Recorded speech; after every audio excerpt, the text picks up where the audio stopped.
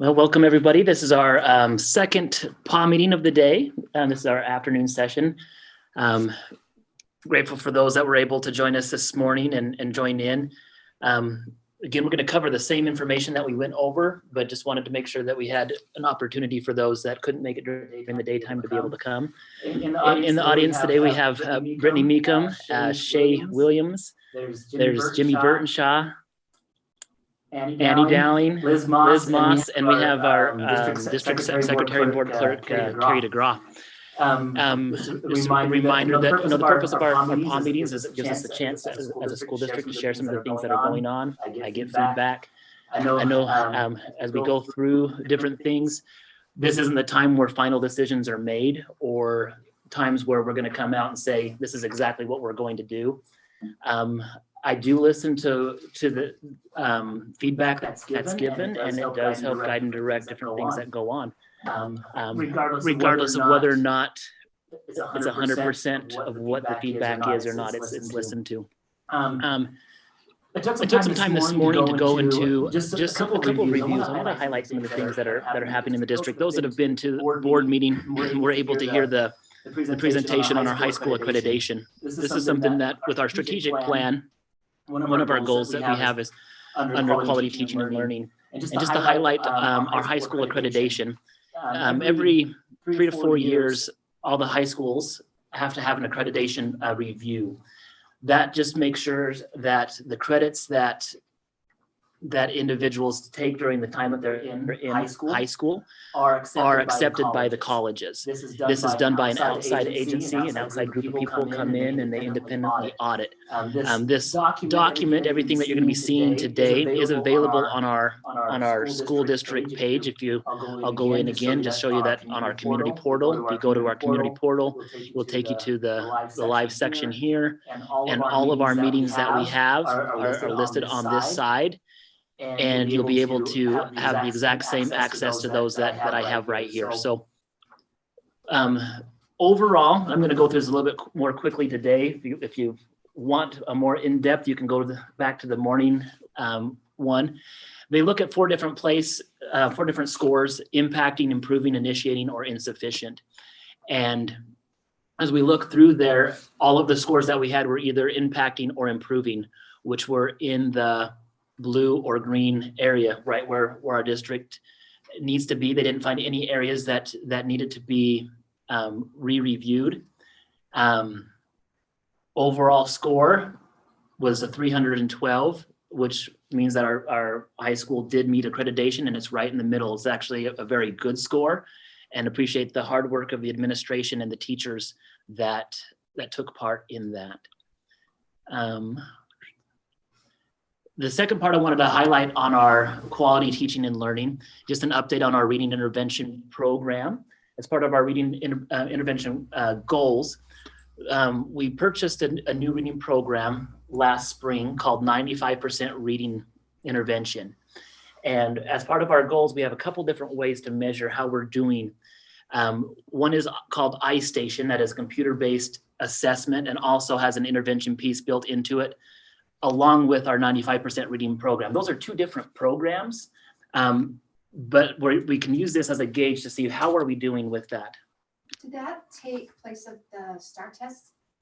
It can take place of the STAR tests. But we're still doing them? We don't have a contract with Pearson STAR anymore. And thank you. Anytime you have questions, this is because it gets really boring when I'm the only one talking.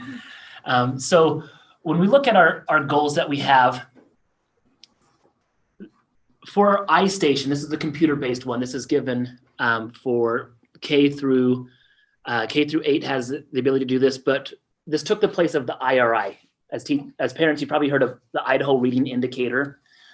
And I believe it was about 3 years ago that they went to a computer-based model, where in the past it used to be just a fluency like they would have 3 fluency passages. The kids would read a fluency passage.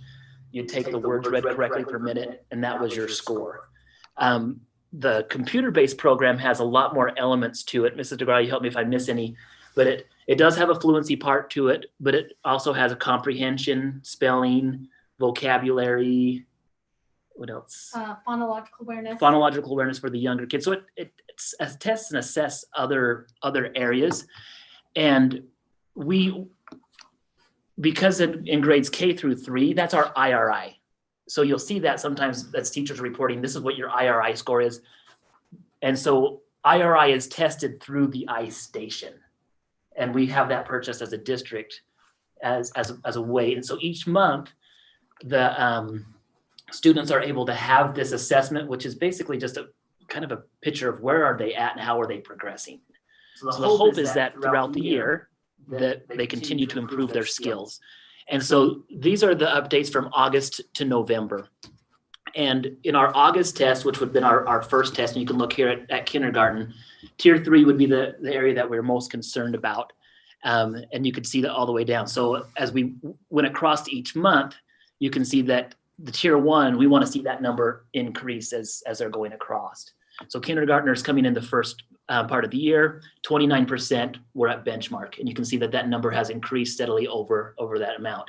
We can take this data and say, good, we are moving in the right direction. We want to see that these areas decrease. And you can see right here, our tier 2 hasn't moved. So that would be something that as teachers, we look and say, okay, what can we do a little bit better to help these students? This is just an overall percentage. Teachers have the ability to go in and look at exact specific things per child to help them and help diagnose with that. One thing that we do have to keep in mind is it's a computer-based program. So anytime you have kids potentially in a computer lab taking the test, is it always as accurate as what the data is really wanting to show us? And so we might be a little concerned about that. In one area, where was it at? So in our second grade, you're thinking, is it going up as high as we know? There was one here that I wanted to highlight. I think it was second grade. You're thinking, okay, we're going from 35 to 50 to 37. What's going on here? Why are we having a problem? That's something where if we have one batch that's a little bit lower, it might have been that they took the test on a party day, Spud harvest. And that's something that we look at from September to October. We will have that drop. There's always going to be a little bit, and then as long as it goes back up. So this is one area that our teachers look at in our intervention team. Mr. Johnson, who we've hired, helps organize these interventions, run those data meetings with the teachers. They're constantly looking at that. So this is the iStation data. Now, the question is, well, how's our 95% doing? Like, this is the new intervention program. We've now had 3-4 months with that in. Our goals, since we don't have any previous data, what the 95% is, it has different levels. Each level has a specific thing that it looks at and measures. A skill that it teaches. A skill that it teaches, whether that's phonological awareness, whether that's short vowel, silent E, vowel combinations, and it builds up. And then when you get to the older grades, they take those skills and they put them in multi-syllable words. And so we have a screening tool that we give to students every so often to see where they're progressing at. When they take that screener, that indicates the exact intervention that the students get. And so the goal is for third graders to complete skill 9. And we are providing this all the way up through 6th grade and some targeted students in junior high right now. The hope is that year after year, as we use this program, we don't have to use it as much in the upper grades. This was a program that we had at my previous school, and in the 2 years that I was there, the second year, because I was there the first year that they had it. Mm-hmm. The other elementary had it before.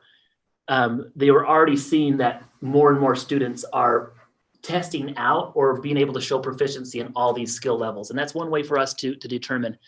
So as we look at that right now, it's still pretty early. 5th and 6th grade, for example, we want 95% of our 5th and 6th graders to test completely out of this program to show that they have had the instruction and shown proficiency in these skills. And as of November, because they've done this in September and November, 55% of those students have tested out of that program. So we know that they have met those skills. Obviously, there's a lot of work. We recognize there's a lot of work still to do with this, but the buy-in from the teachers has been phenomenal. They see that the actual, because it's so targeted with the students, we've had a lot of success with this. And this is something that I'm super excited about. This is a great direction that we're going with the reading intervention programs. Down there. Yeah. So we don't expect our kindergarten first or second graders to test out of their skills. These are, going to skill 5 in first grade is going up to silent E. So they haven't even been introduced to silent E yet. And so the goal is by the end of the year, we want 95% to be at skill 5, but not until the end of the year. So yeah, there's different stages that they would want to go. And the thing about this program is all of our teachers have similar language, similar instruction, and it goes from year to year and builds on each other.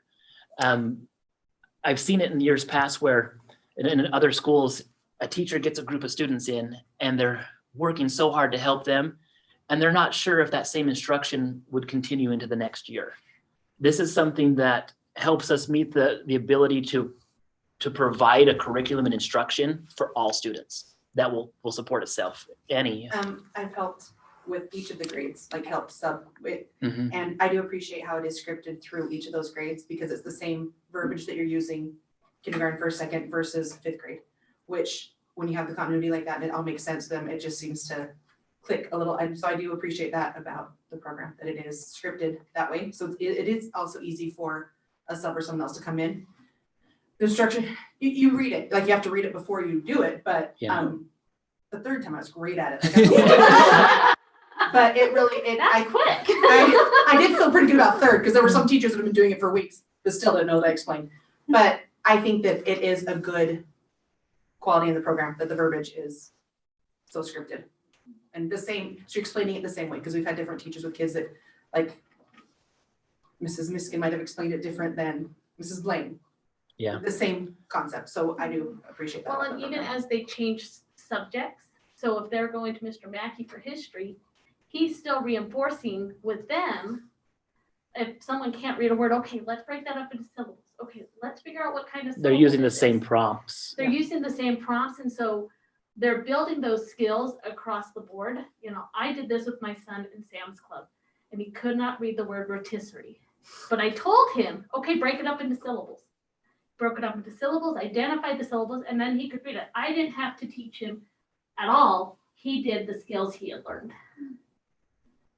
I think it would be cool to have a parent, like send stuff home with the parents, even so the parents can, because there are some parents that would like to know What could I to help them do? practice at home. Right. Yeah. Right. I think that's because it is an easy thing to understand. If you know what it is, at first I was very not That- a fan, but I'm more of a buyer in her now. We could send home, some information about what, because we have hand gestures for each syllable. That could be something that definitely could be a topic on a literacy night Great after idea. COVID's cured. So we'll do it in 5 years. Or we But- could even but do that's short videos. But that would be a really good suggestion with that. Even just watching, because like when I'm helping Luke or like helping those younger, then we just show them the different syllables and stuff, and because they know the sense and needs it does anything. And so this isn't a core curriculum. This is just the intervention piece. This same company came out with a core component. I've asked a couple teachers just to review it and look at it, and maybe that's something that our district would look at in the future to see if the core component even strengthens our actual instruction more. So thank you for that input on sharing that. But I'm excited about this program, excited about the direction it's going to go. I wish, I wish we could have had it earlier, but it's one of those things where my oldest is in 5th grade. I think this would have really benefited him at that age. And I'm sure there's a lot of us that think, I wish we would have had that sooner, but there are some routines that the ELA teachers in the upper grades can do. We've had our 8th grade and 9th grade try that. I don't know how often they're still doing it, but it's one of those things. keep moving to Brittany. Do they have a program that's comparable in like regards to math? Is there any program that I feel like maybe math is an area that this type of scripted So- learning would be beneficial? So with the And math, skill and set, like here, learn this skill first. I basic wish addition. when I worked at the district office in Madison, that was one of the things that I looked for every time I would go to a conference. They would say, look for a math program, look for something like this It has the blocks foundation. that has the Yeah, right now the ELA or the language arts. They're just so far much further advanced than they are when it comes to putting it into a package to help it work. And this program, I believe, is only 3 or 4 years old. Yeah. And when I worked at the district office, it's been 10, 12 years ago, the other district. Even then, the programs that I saw then for ELA weren't even close. This one here is they've taken the best out of all the different programs and packaged it into a way that it just works. One thing with math though, with Mr. Johnson as one of our intervention instructors, he has been able to meet with teachers. We do have parts of our curriculum that are used for intervention. That in this, talking elementary, because that's the main part where we're looking at that. For whatever reason, maybe teachers just didn't get training in that, but we've had an intervention piece to our current math program.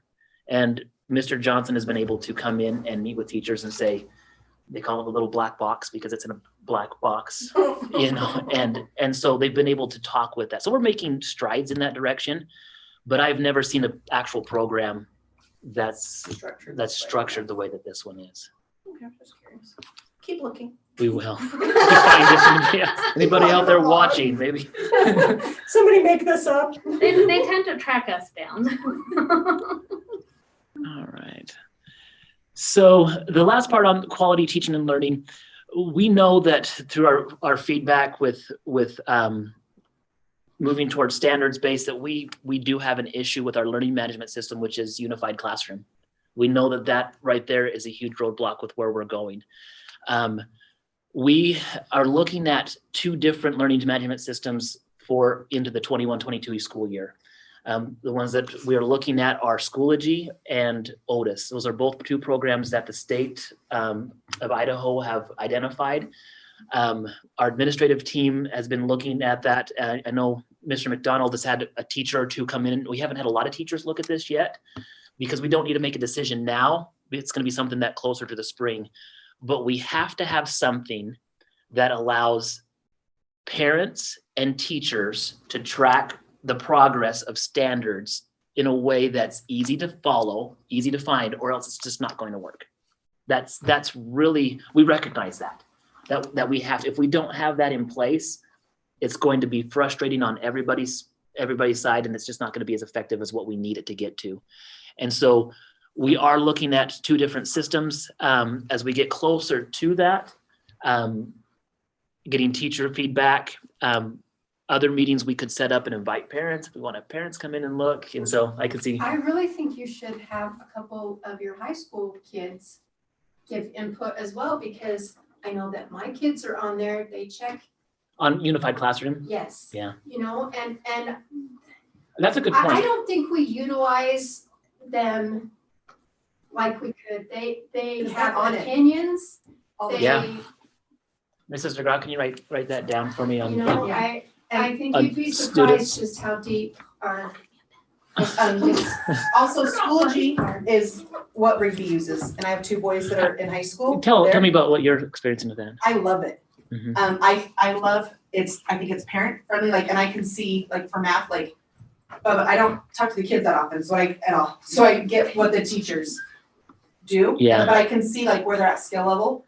I could even, I don't know if you've ever looked on the parent side of it, but maybe I could log, like, even show you like what I can see as a parent, like, I'm sure you can get on. Well- I've shown him my school. So, because and Madison used I it. love it. I think as a parent, it's great. I like how you can see standard stuff, but it's also in some ways like unified, but it looks like the kids use it, More for blended learning yeah. But options as well. Maybe standards at Rigby too. in his math class, like, I think it depends on what curriculum, like what classes they're in, like where they test. So it's like math, they just have so many other options, so I think that it depends on which math they're in. Okay. And one's a freshman, one's a junior, so it's different. Like science looks like it's like, yes, you passed or failed, passed, failed. It's more like what I've been used to before, but in Cooper's math classes look more standard, like it looked more if he met the standard or if he could go on to the next level, you know, but I've been very happy with the parent side of it. On Schoology. So the other one that we're looking at, I got to sit in on as a training. And it kind of, from what I could gather from it, it kind of took the best of Schoology and Canvas and a couple of others. And it's kind of streamlined it even more than Schoology did. Is it the one that Thunderbird uses? I'm do you not know? sure. The only one that I know of, Thunderbird uses a different one. Sometimes Supplemental does a different one than Thunderbird. I'll look into that one. Whatever it is. Okay. I'll- I don't think that it's this one, because he said they didn't have any in Southeast Idaho. They have some in the Boise Valley. Cause there's some Canvas stuff that The college. The college uses Canvas, and I know Fremont uses that one. Here's this, with everything that we've seen with both of these programs, are both an upgrade. Like I guess I'm not gonna take too far to get there. I wish the camera was on the crowd when I said that. but definitely, you know, whichever one we want or choose in the end, needs to be where it's clear to parents, clear to teachers, clear to students. And I love that suggestion. Thank you, Jimmy, for suggesting that. I'll get that going. So that's where we're at. We recognize that there's an issue with the LMS. Any questions on quality teaching, learning? Well, I think you could use those students as well as for buy-in for your standard-based grading over there. Although, you know, the kids, I know they're talking about it in their classes. I'm hearing some of the feedback, and that's kind of invaluable feedback. Like it would be good for you to hear what the kids are saying as well. And I just, because there is frustration, you know, I know Dylan was telling me about his one class, and he says, you know, we just don't understand. We don't understand why wouldn't you start something like this when we were freshmen rather than when we're juniors? And you know, just that. Yeah. And if you take those leaders, because usually you know who your leaders are, and you ask them questions and you inform them, it helps them inform the others and maybe lessen the frustration, which lessens the parent frustration, seriously. More buy-in. You know, it's more buy-in, It's all about and buy-in. I think that the communication with the students is very important, and we're not utilizing. Good suggestion. Thank you. All right, we're going to move on to the next one. Under our fiscal part, in our school board meetings, we put COVID purchases on there. We've had some money that has come in because of COVID through the school district. In our school board meetings, we talked about the different purchases.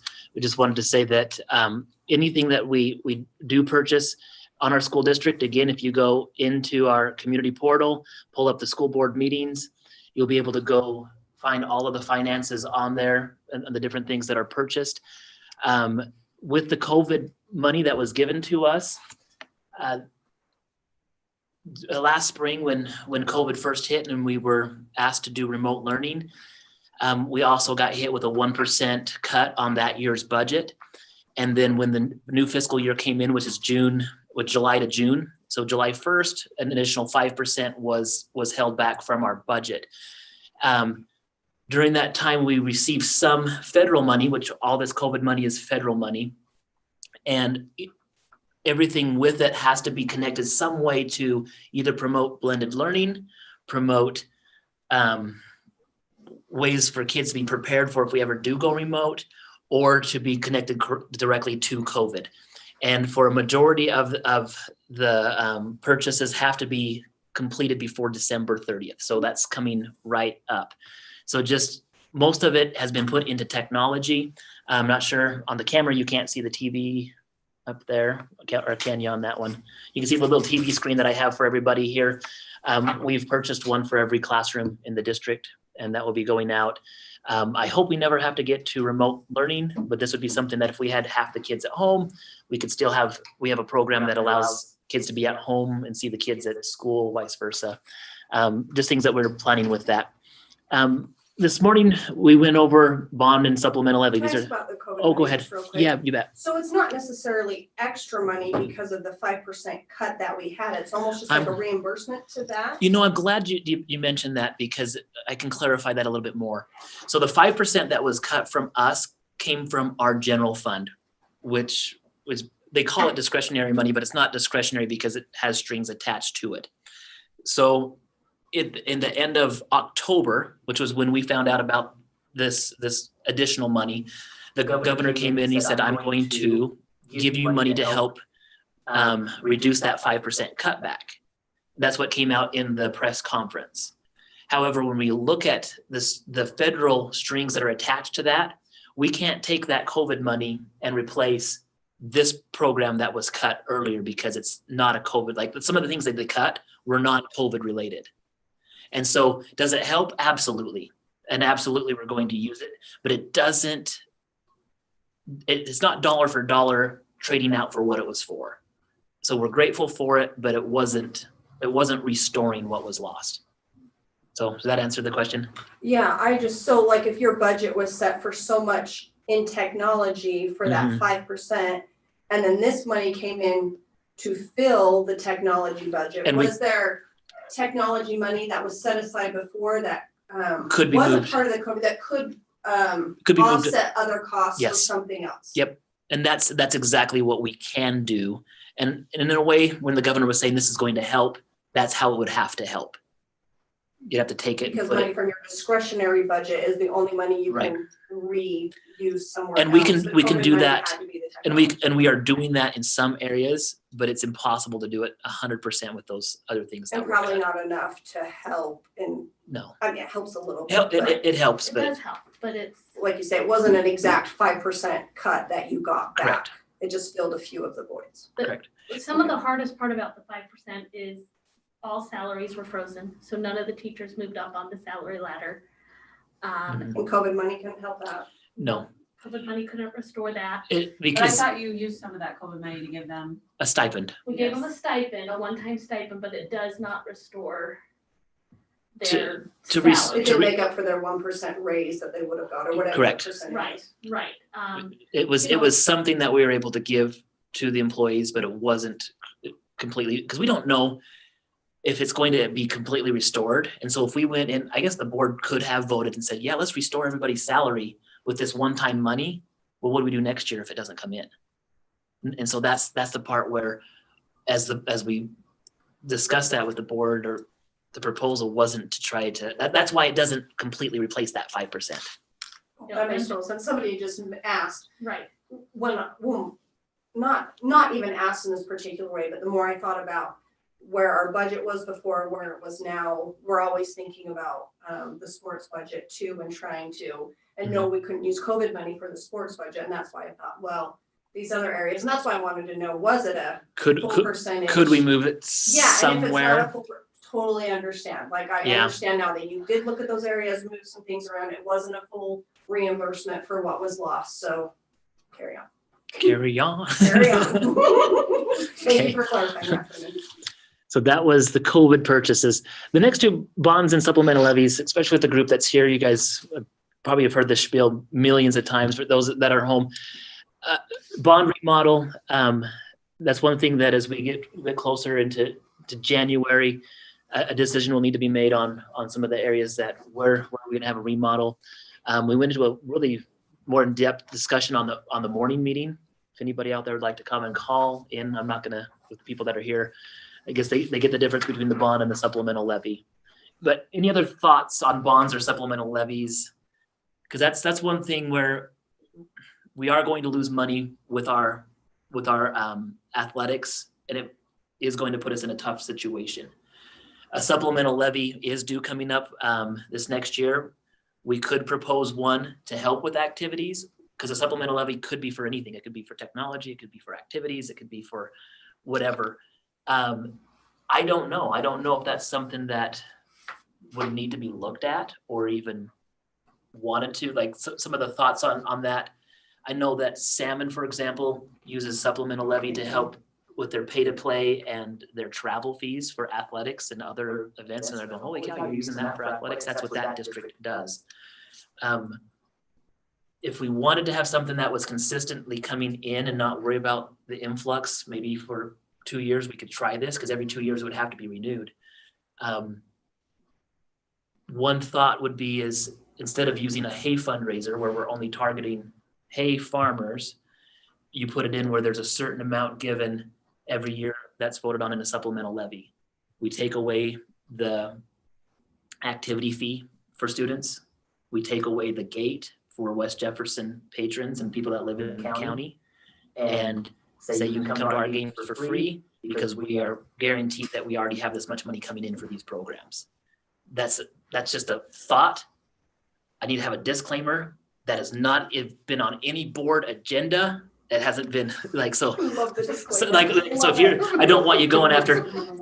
So Jimmy just walked out. So you know how Salmon uses the supplemental levy for pay to play? I was just explaining if instead of using a hay fundraiser for the school district, I want to push the hay fundraiser back to the community, back to the booster club, and say we're done with it at the school level.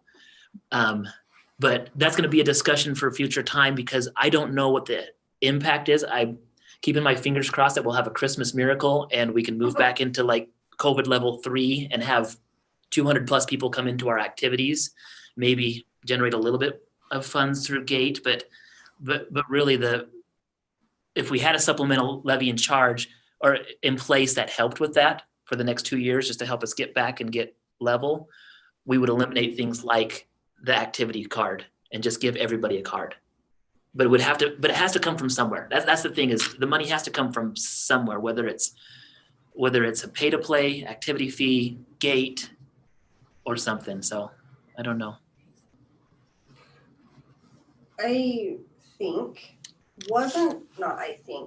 It's my understanding that the sports program was kind of in trouble before COVID, that it didn't pay for itself with just the fees that were paid and what we collected. Is that not true?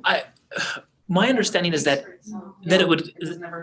it's never been 100%. And if anything, it's just skimming by with the basics. So if you wanted anything extra, it had to come from a fundraiser. That's where the hay fundraiser came in. That's where it came in, with football So initially. trouble wasn't the correct word, but it wasn't really covering our needs.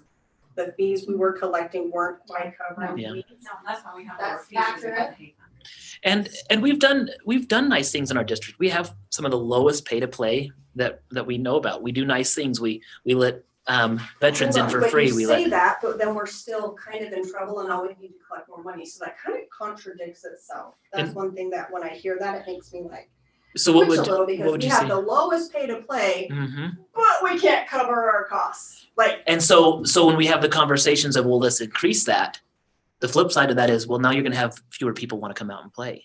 So and that's what we have. We're going to have to look at that in the spring and come out and say, what are we going to do? Are we?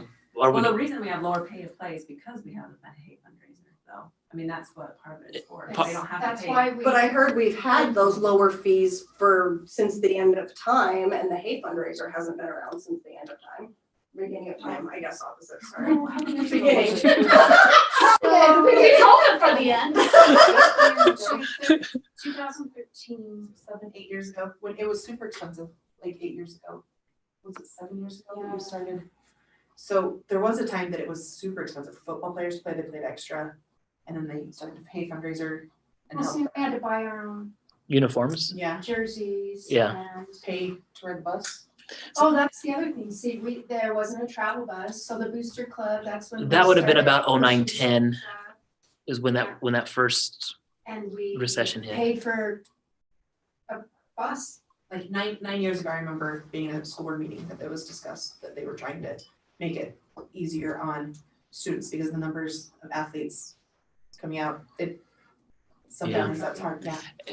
And so, when we say we're low, you're right. So if you're the business owner here, you're going, where do I raise Or my, the one donating hay or the one. where do I I, wish we would change the hay fundraiser to a just a sports fundraiser? Because I know there's a lot of people who don't get tapped that are like, well, like, they would like to donate, but Well, that's they don't have to pay. the interesting thing that I think Shayna said with the supplemental levy, that kind of taps everybody. And I admit it's not a perfect, it's No, not yeah, perfect. disclaimer, Like, disclaimer. I get that that's Disclaimer. not a popular thing that I'm, for sure, but But we're for that's the sure type of gonna be in discussion. trouble next year. Yeah. Some starting of the supplemental sports. levy I see is that once you start a supplemental levy, it's really hard to get rid of them. you're right. But 2 years. Yeah, but Well, then, Yeah. but then you've gotten we used to do doing that. used to, now let's There's just like, redo oh, it again. but that just. And that's exactly right. Once you do it, you don't go back. That You cushion's don't. nice. But And part of that though, when you start saying, well, where are we struggling at? 2007, and I don't have all this, in 2007, they changed the funding way that schools receive the money. And so you look at the amount of money that we receive now as a school without the supplemental levy or the plant facility or anything like that, that dropped off so hard. Like in the 90s, if you look at how schools were funded in the 90s up to 2007, they were able to meet their obligations better.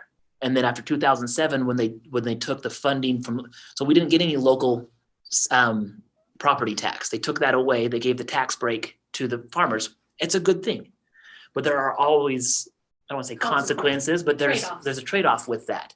And so they went to sales tax to fund education. That was great because in 2007 and 2008, wow, our economy was way up here. And what happened in 2009? The recession hit. And so at that time, that's when all of the school districts, when I say all, a large majority now have a supplemental levy on their, where they have to say, well, where are we going to make that money up?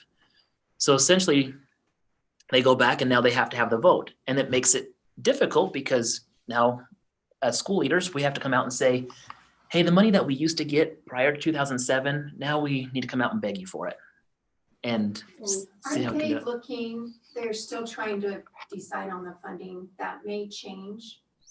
Isn't it on the docket for this? My understanding in of- January? I haven't heard, my understanding is that they're looking at the funding between attendance and enrollment. That's one thing that they're looking at. I haven't heard on the other one though, Well, I was thinking of the attendance. the attendance and the Which enrollment. makes a difference too, Yeah, makes it easier. So I didn't pay enough attention when I just paid my taxes. It was listed, all the different things. When you have a supplemental levy, is it the same fee for everybody? Is it based off of income? Is it based off of land? property, How- land. Property. So your landowners would get hit harder than your non-landowners on anything that, So on those any tax, farmers whether that it's, are donating money anyway, yeah. Well, and because that's we're why- asking them to fundraise every year. We're asking parents, parents usually pay for fundraising stuff too. Like, I'm sure lots of parents bought their kids the Jamba cards and different, Yeah. So the same people that are already funding it. Yes, Okay, I just was clear, and disclaimer, I don't have an opinion, I just asking a question, yeah. asking a question, I didn't understand, so. Just some history on the fundraising. When we started the Hay fundraiser, it was supposed to get rid of all that extra fundraising. And it did for the most part, but we had some people that wouldn't Follow the adhere rules. to it.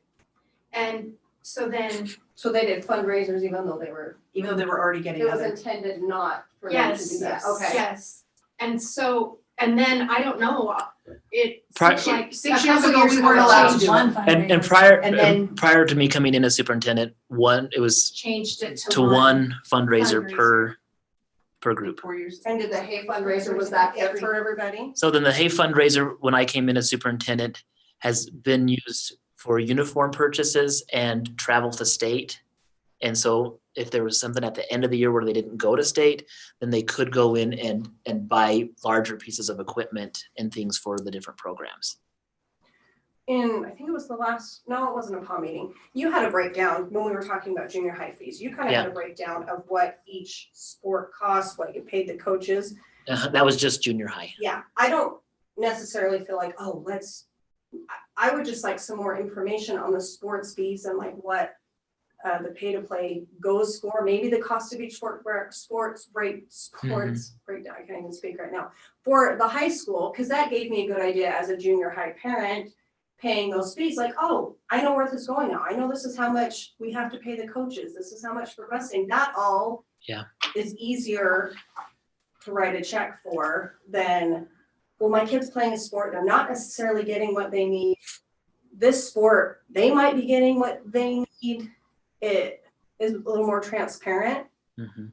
So. And it's I don't want to say difficult to track, but your sports like football and basketball, both girls and boys basketball, they make extra money, but that covers sports that don't make money, like your cross country, which Because isn't of entry fees, is that just to watch the games? And cross country is not a good example, but your softball and your baseball, those would be ones where there's a cost because you have no gate at those.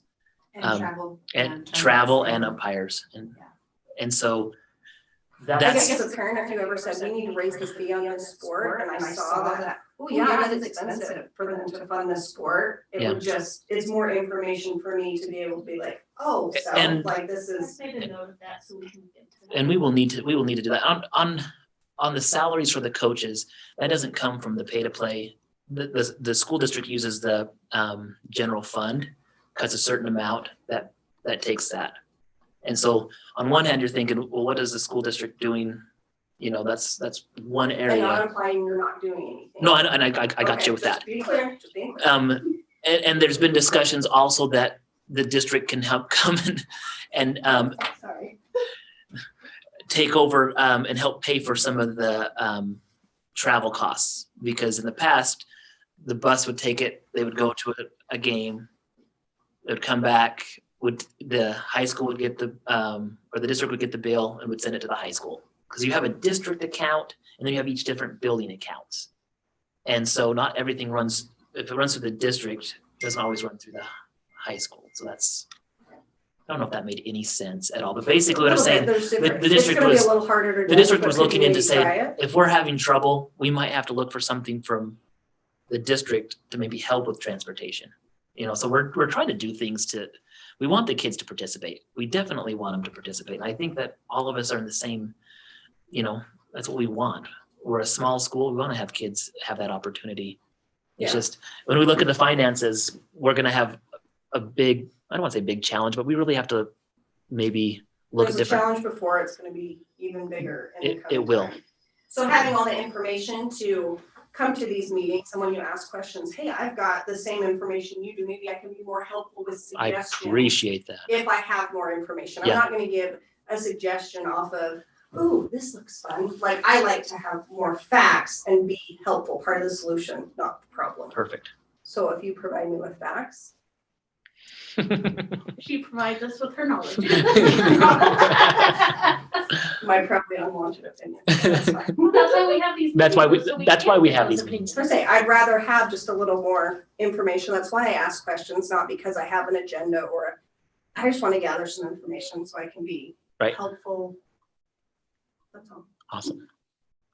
So, Jimmy, did you have a thought? Well, in one of the previous meetings, you had said something about kind of having a time to brainstorm some of this financial, especially the sports stuff. And I know I've got some ladies that help with boosters and stuff that we would be glad to come and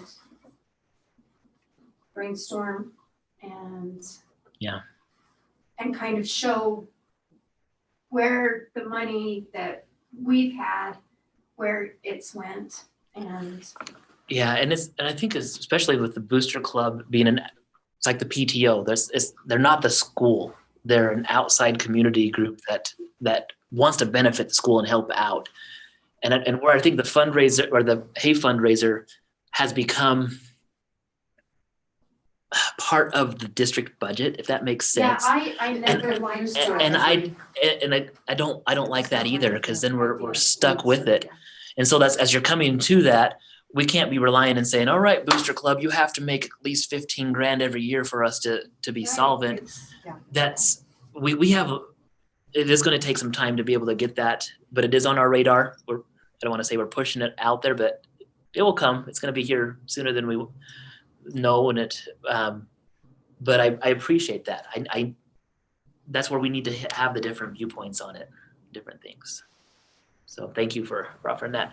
Any other thoughts on fiscal responsibility? It's almost Christmas time. I hope everybody has their budget isn't blown yet. I'm only saying that because my wife's in here. School environment and safety. In our first meeting, we talked about how our safety committee will be meeting.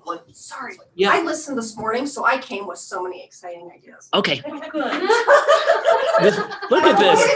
Look at this. Oh my God. On safety and No, school. sorry, I had to go back to the bond, just. All right, bond. No, sorry. Mrs. DeGraw, get your pencil ready for I this. got it, I'm ready. So we had just, I understand the short-term bond needing the repairs, the roofs, those things like that. Yes. We talked about maybe like in. Where do we go into the couple future? of Yeah. years. Yes, so I heard you mention the science wing, Mhm. and in a previous PAW meeting, when Pam and I were here, we were kind of discussing like a gym and science wing.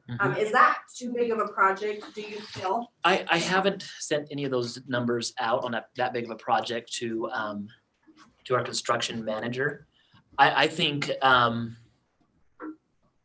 depending on what the wing looked like and how extensive, I think it could be within our reach, but it would probably be closer to the 8 or 9 million. This is me just like, Yeah, no, I won't hold Level. you to it, just I didn't even know and so any type of ballpark of. I don't know if they're gonna be able to see that. If you click on my picture, Okay, it'll show it on YouTube. are you sure? Like that? Yeah. And that's so people at home are seeing what she's talking about. And then I'm going to. So this was from the architect from the last one, where the consideration for the cafeteria and having that as a multi-purpose room is moved away. Am I on there? Are you sure? Oh, I am. Holy cow. I see that. Stop your sharing, Oh, and then we can really see it. that's why I have Mrs. DeGraw to is that better there? Yeah. Okay. And so this is the main gym, also known as the new gym. And so the discussion that we've had in other PAW meetings, and these are just ideas. this is not a proposal. I don't want people coming in saying, why are you voting on a new gym right now? Disclaimer. Disclaimer, what we're looking at for the near future are remodels. That was one thing when we did the survey at the end of the last bond that did not pass.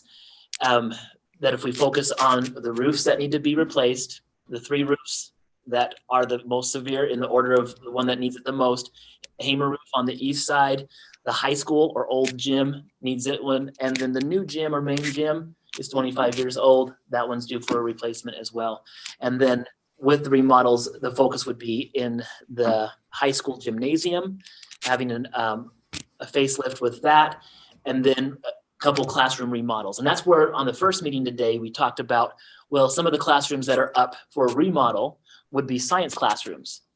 Do we want to put as much effort into an old building, or do we want to come out and start building out here with a science room, a lab, and a science room between it?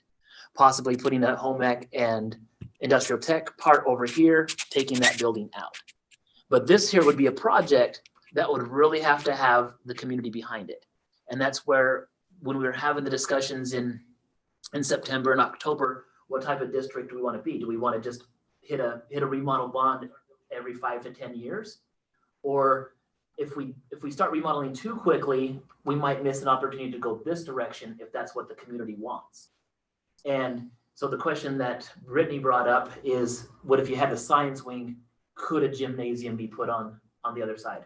Because we talked about the importance of having another practice gym in a previous meeting as well. Right. That it actually is quite needed. And I know there's a difference between an athletic gym and a gym that has baskets in it.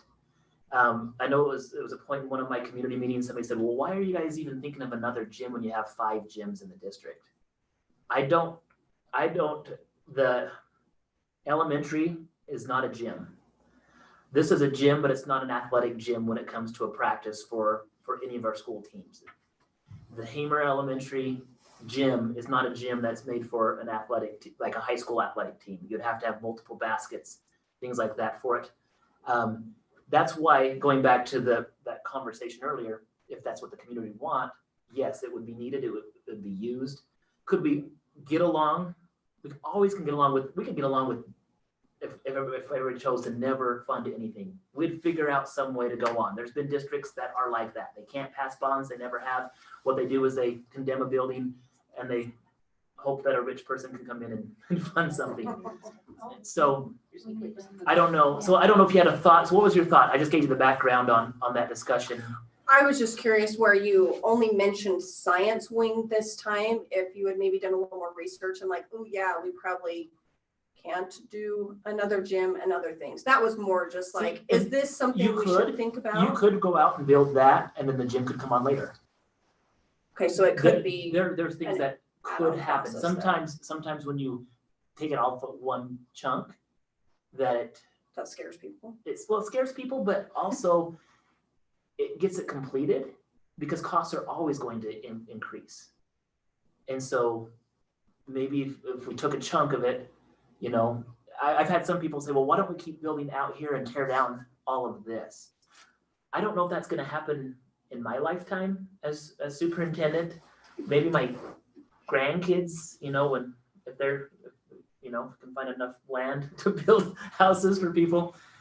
But when you look at our facilities, even though they're old, our maintenance crew has done a great job of, they look nice. I've been to other districts that have older buildings that are similar to ours. Ours don't feel as old. You get into a couple of the classrooms, like if you get into a science classroom, it feels old in Mr. Packer's classroom. It does. It's vintage, it's cool. It is vintage. It's back, vintage is back. But if we were to go in there and remodel that, we are so limited. I know. Everything. Swiki, yeah. Yeah. Yeah. Should I say Sawicki's classroom? Is that what you want me? Yeah. Well, the news use that, we've They seen on a use couple that. different articles I've seen about that. school stuff, and I'm like, I know that. I've seen that. Just as one of their stock photos. Yeah. But if we go to remodel that classroom, we're stuck with the structure. We can't expand. We can't do anything. It doesn't help. That's where I'm thinking if we're remodeling that on the next step, are we missing the chance to maybe tear down, grow? But again, this is all dream time, I guess. So I listened to this morning as well when you were discussing that, and I just really liked the idea of the science rooms, and the reason being, as I worked with seniors especially, and we're looking at college, what they want to do, I really noticed that we're just not exposing them enough to STEM and enough to science, and part of it is we do not have the facilities to do that. And we're that's a good not, point. you know, and I was like, man, I wish these kids had more exposure, and I wish we could give them more exposure to some of the sciences and do some of these things that we just can't, because I mean, even in our chemistry lab, there's a lot of things he can't do because of the way it's set The up room is, and and safety, and how many kids are in that classroom that's that size? yes, and so I just, when you said that, I'm like, that's really an awesome idea when you're looking at something that will have a great amount of payback And lasting. to our students. Yeah. What the return from that Yes. is huge. I've really appreciated Coach Rogers, some of the class, the interest in his classes, like the anatomy phys class and the different sports medicine classes is huge. Like the interest that those students have in that, and that's a real thing that interests them. And I think that if you can encourage those kinds of the STEM classes, man, all the better for students. Well, so here's a thought then, hearing all that feedback, if we can do it in sections, is there a way that you think it's possible to do a science wing in March, or is that too soon? Oh, Too soon. it might be too soon. Okay, just a question. Unless we had parents that were gonna help us Unless promote it, and I can make a Because that seems call. like a good thing for, I mean, Because we don't I don't want it to be too soon, if We- it's too we soon. could- You want to be able to to do it right. do it right and present it right. Not rush into it. We're to get still the in buy-in. COVID. We're still in We COVID. still don't Yeah. know Have what's roofs going that to need happen fixed. with Yeah. the money. Hamer's still wet. Get some stuff done, maybe. So that's where I'm with you though, because every year that we wait, most of you that are in here, your kids are gonna be gone. Or, well, not, I'm young, I know, I'm not saying you're old, but a little old. I'm looking at that right now. My oldest is in 5th grade. there's a chance that this wouldn't happen for him. But it could. So going back, it could. And I agree But it with, might not I, be the I best agree. I timing. agree with Jimmy that it might feel forced, but if there was the community support, it's not me. This is not me that pushes it. It's the community. And if there were enough people that showed up, they say, I want it now. So I'll give the example of another school district that we went and visited before we looked at the other projects. When they met, the superintendent just said, these are some options. This is what we can do. But it was the community that got excited about it.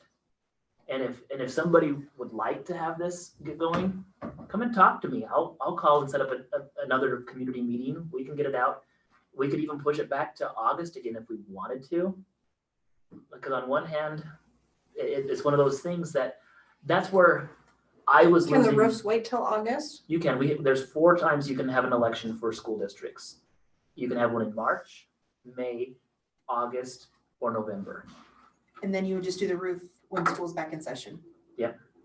Not like Or- during the summer.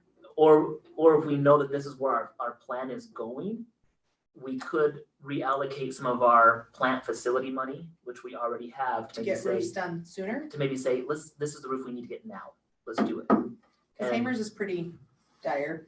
agree. But the new gym could probably wait Correct. a year. Correct. It just gets tricky. Do we because- have the entrance to the high school, the roof there that leaks and there's buckets and you have to walk in the door They replaced that On the center. this year, this year, this summer. this summer? Okay. Yeah, they went in. 'Cause you're absolutely right. They had that in there. Hashtag quarantine. And so when we did roofs this summer, they did the band room, the wrestling room area. And then they came over and they did I think the library and maybe I can't remember if it was Mr. Packer's or Mr. Gore's room. And then they went and did that front part of the Entrance. entrance. Then the tough part, every time you patch it, something, they did have a little leak afterwards, but we called them and they came back and sometimes they didn't know it was completed until the water comes in, right? So going back to the question that Brittany has, could this happen sooner? It could. But it can't be anything that I can't be going out there and saying, hey, this is the rah-rah. I can come in and do the proposals. I can set up the meetings. I can talk to the school board. Those are the types of things that it's the community support that passes a bond, not the idea from the superintendent. So we can let that resonate. We'll just, that's why we're talking about, that's why I want to bring all these things up to say, these are the options. These are the things that could happen. Well, I definitely liked your table idea in the high school gym the best out of the remodels this morning, so. I think that would be very helpful for them. I concur. Smart use of the space in there. It utilizes the space and it's right there. Using a facility that's already there, bringing the cart over from the. And let's I think be that honest, solves some those problems.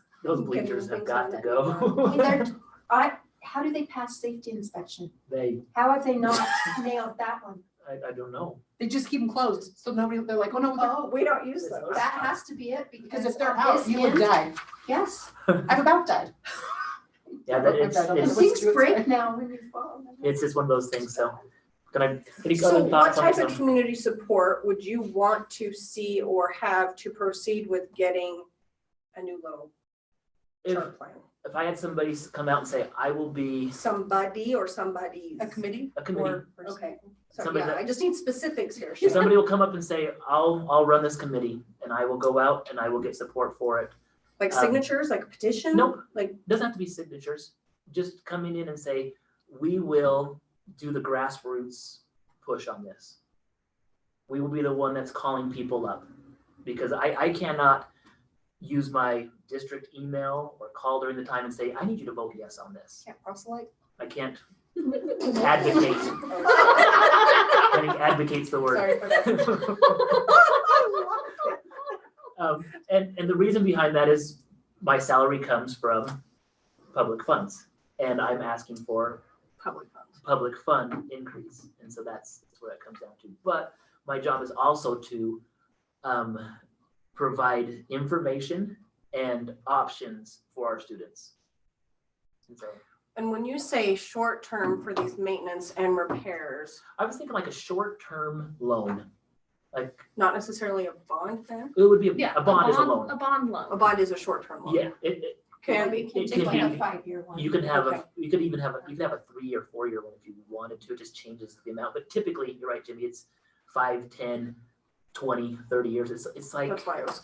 Yeah. So this short-term bond that you want to do, what's the amount you are thinking for March that you need to do? if we were looking Repairs and work. ballpark on those, Just Just what the your repairs. initial plan, because I want to compare plans here, I guess. Repairs and remodels. it would Repairs and probably remodel. around 500,000 approximately. You could go 400 to 600, just depending on, because as long as if you're going around, you're gonna find stuff that you can fix and upgrade. And so, but if we were looking at how do we get the main things in and done, that was, I don't have the That chart. seems more safe with the situation we're in right now. It- And that would do all 3 roofs plus.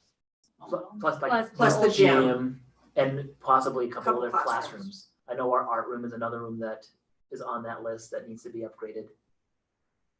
So But, so then, they've done some of it, but this it summer, wasn't but didn't get completed. all done. is it unheard of shelves- to run shelves bonds need to be back to back?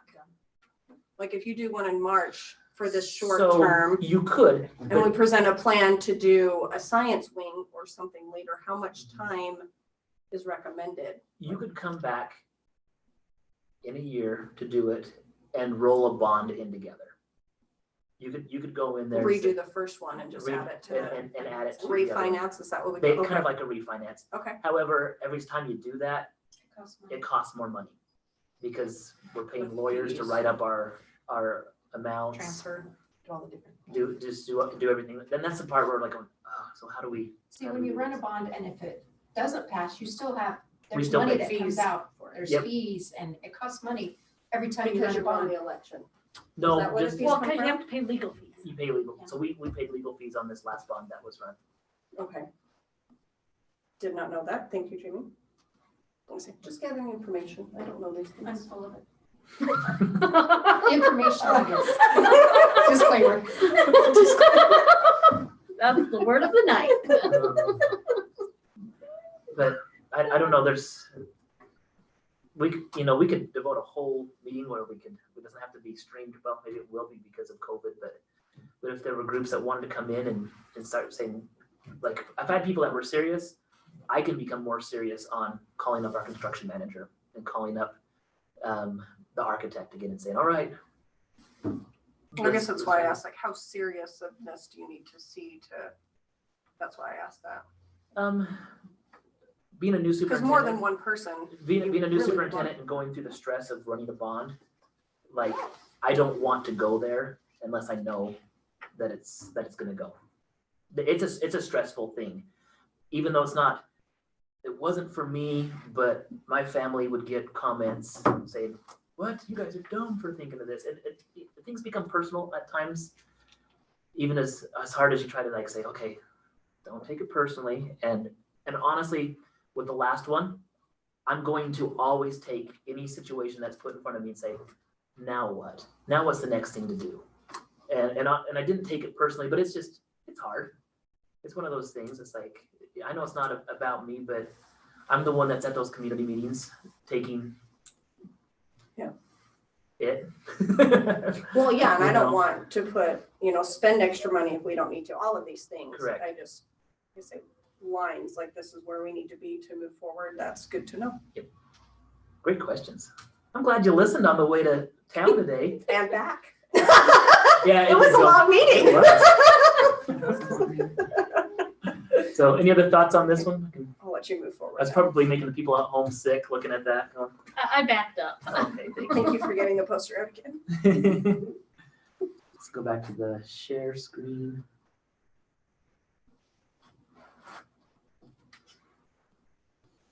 Okay. Nothing really new on 1.3, just saying that our safety committee will be meeting. One thing that we did learn at our ISBA conference, which is our school board training, is that safety committee meetings can be held in an executive session format, just to keep things private. They actually should, because you don't want published to the world. on, what your on safety on- plans on are. safety. That's where we hide our guns. Yeah. Where the ammo is. Disclaimer Sorry. on this one. Disclaimer. We don't hide guns at our school. I didn't do that. Officer Keller's gonna come talk to you. No, it's So gonna get a that's- random search. That's all we have on that one. Yep, moving forward. The community relations with our COVID plan right now, I've been really grateful for our school board taking as much effort as they can to keep kids in school. I showed the initial part where, I didn't mention this when I pulled up the scores. When I compared this fall's entry scores with the previous fall's entry scores, we had more kids in the lower area, and I know it's because of COVID. They just had that extra time away. And so we know how important it is to keep kids in school. And I'm grateful for our school board for doing that. I'm grateful for our flexibility to do that. This plan right here I have on is just our current plan. These will change. I can't believe how much we've really adjusted when it comes from August into the plan, because none of us have done this before when it comes to how do you plan for COVID? How do you, what are you going to do when you're faced with this decision? And our initial plan in August, we've pushed it back. We've changed. Well, as soon as you change your plan, then the next day they come out with something different. And And that happens every time you and guys have a I meeting. know So every- tomorrow we'll There's see. no announcement tomorrow, is there? I just have a question. Instead of setting our plan on, okay, we're gonna go to when it gets to 30, or we're gonna go to when it gets to 50, why don't we set our plan on when we don't have enough teachers, or we have a certain. that's what we are doing. Oh, Essentially, we've little by little done that. Initially, when it came out, the health department gave us, here are the levels. And that gave us something to say, well, this is where we can make decisions based off an actual number. And so when I say all of our, most plans that were put out there had, okay, in the green, we should do this. In the yellow, this is what it should look like. And we tried that in that first month of September. Oh, yellow should look like this. As we came in and tried it, we're like, is that really helping? Is it really doing anything? And so that's why we had those 4 days that we tried it. Our board got back together. We heard feedback from teachers. We heard feedback from parents. And our board said, let's just stay in. Let's wait and see what's happening within our school. So right now, our current plan has the red level as every other day, a 50% one way or another. I think we move that away and we say we stay in school until we're impacted here, where we can't have enough teachers. Or like, I would rather isolate or quarantine one grade level and keep everybody else in than shut the whole school down. And the things that are working right now is when our kids are sick, they've been staying home. And when our employees have been sick, they've been staying home. We've been really fortunate on the positive cases that have been brought to my attention are happening over big breaks like harvest, or even the extended break during, from our professional day and having that blended day. We've been fortunate with certain things. Now we have had some situations where people are from the holiday season are quarantining because they were in contact with somebody, but if they're staying home, we stay in. And that's the part that I really appreciate. That's working for us right now. Stay home, don't get tested, stay in school. That's, and I can't advocate whether you Disclaimer. do or don't get Disclaimer. I'm not even there, there's no disclaimer there, don't get tested. So from Liz's saying that, but Oh, good, I don't know. there are options. Well, I can hear your voice. Say no. I know. Shut up. The thing is I can't force somebody to go do that. The schools do have an option to have tests done, students and teachers. And so if that's what a choice is and somebody wants to do that, we'll deal with it as it comes. But for the most part, it hasn't been impacting us. There will probably be a time that it does. We'll keep our fingers crossed, but I really appreciate our school board for doing that. A lot out here. So all right, everybody can still hear that. Well, we've had it, so. We home. So the next, Just get tested. and that's what you do, is you stay home. You stay home and you keep your distance, and That's the right thing to do. it is the right thing to do, and that's working. Those, Be I responsible. think those steps are the most important ones, and those are the things that we're seeing have helped us. The next part, as we talked this morning, those that listened, we moved from stage 4 during volleyball season into stage 3 right before volleyball state, into stage 2 2 weeks later. And each one of those has really drastically reduced the number of people that can come to our athletic extracurricular events. And when we were in stage 3, I put together an exemption plan that was submitted to Eastern Idaho Public Health, but they didn't review it because the very next day, like you were saying, we went into that area. So how it's been explained in some of my superintendent meetings, when it comes to the level of a recommendation versus an order. I shared that this morning. The lowest level is a recommendation, a CDC recommendation of 14 days, this and that. Those are recommendations that our school board does have the ability to make some changes as it deals with the school setting. Then you have local or regional plans, and then you have an order from the governor, which is the one that supersedes all of that. And so these health orders are the ones from the governor. So most of our discussion this morning on this area came around, whoa, that's not the one I want to go to. Came around the latest one that we are in, the stage 2, where it limits it to 10 for our extracurricular activities. Is this order until we hear otherwise? There wasn't a time frame given on this. It's until Right. he Yes. speaks again. the next. Okay, okay. Yep, and what was shared earlier, because we've had questions on our social media is, well, what can we do? What can we do to protest or do differently or go and do this? As a school district, a group of superintendents, we put together an email that was sent directly to the governor. We know he has looked at it. We know he's reviewed it.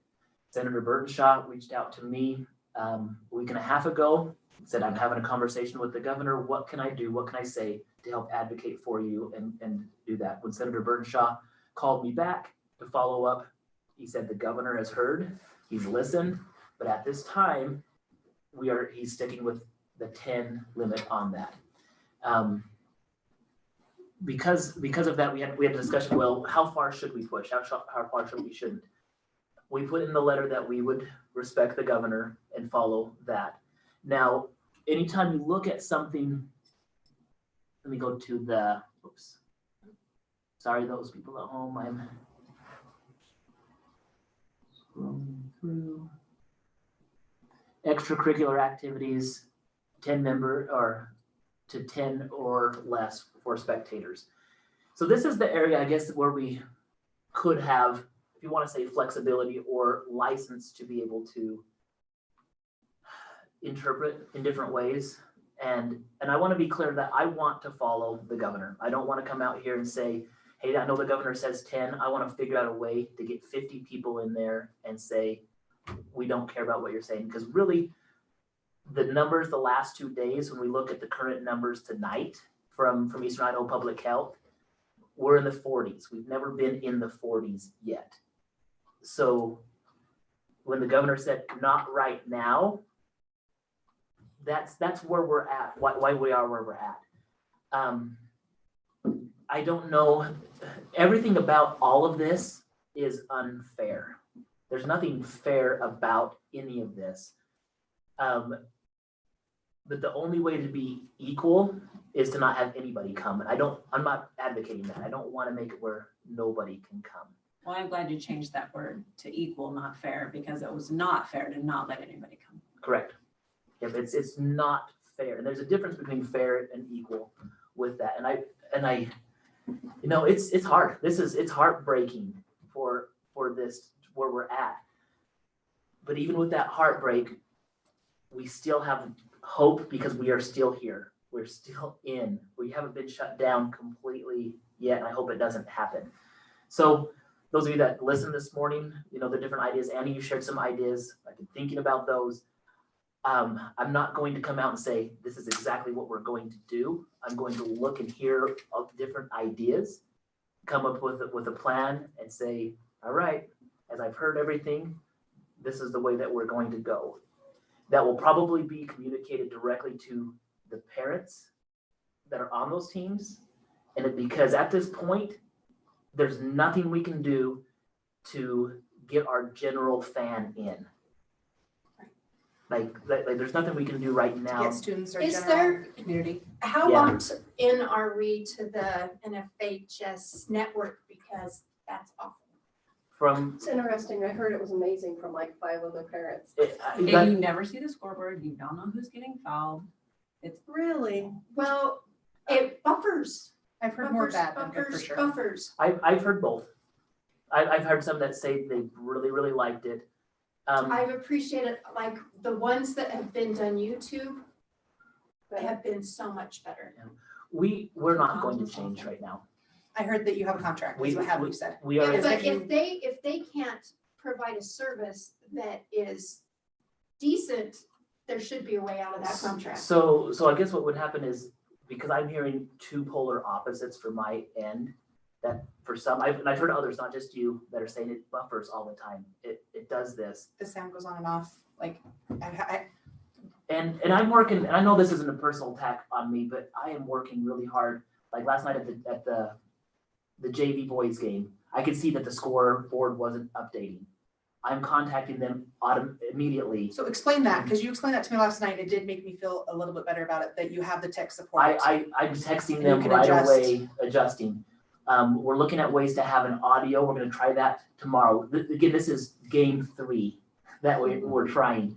Mr. Hansen, Mr. Soderquist is running a line over there. We're going to see if we can do a play-by-play, so those people that are sitting at home can hear what's going on. So if the scoreboard does go down, we're looking at ways to do it. We're not gonna back out of NFHS right now. I'm sorry that it's a bad experience for yours situation right now. Is there a way to put like our scoreboard in the corner? And I don't know what Butte did at theirs to have the scoreboard, which only worked like 1/10 of the time, but The scoreboard for the varsity game last night and the second half of the JV boys game worked. It did last But night. the But just whole the So you playback. see it the whole time, JV game buffers. like how he's got 2 screens kind of like this, like Oh, scoreboard in the but corner while you see the rest of the game. because I was busy watching the girls. I just clicked over the boys once and thought, oh, it still says first quarter, but I know it's the The same. quarter, oh, that's a good point. The quarter does not update. But I'm saying, is there a way to put like our scoreboard, not just the score with the quarter? Can you I've adjust seen what's on that. the screen? Which one was Butte. that? Whose school? Butte did Oh, that, watch had, I'm not Had it. sure. But were they I'm not sure with that, because they have a, They had no. their own.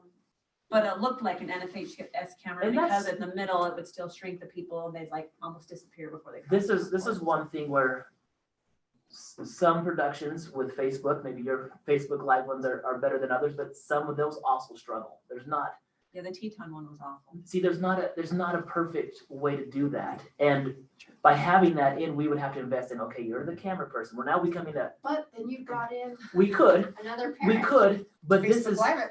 so when we go into this contract with NFHS, we have 250 people in the gym.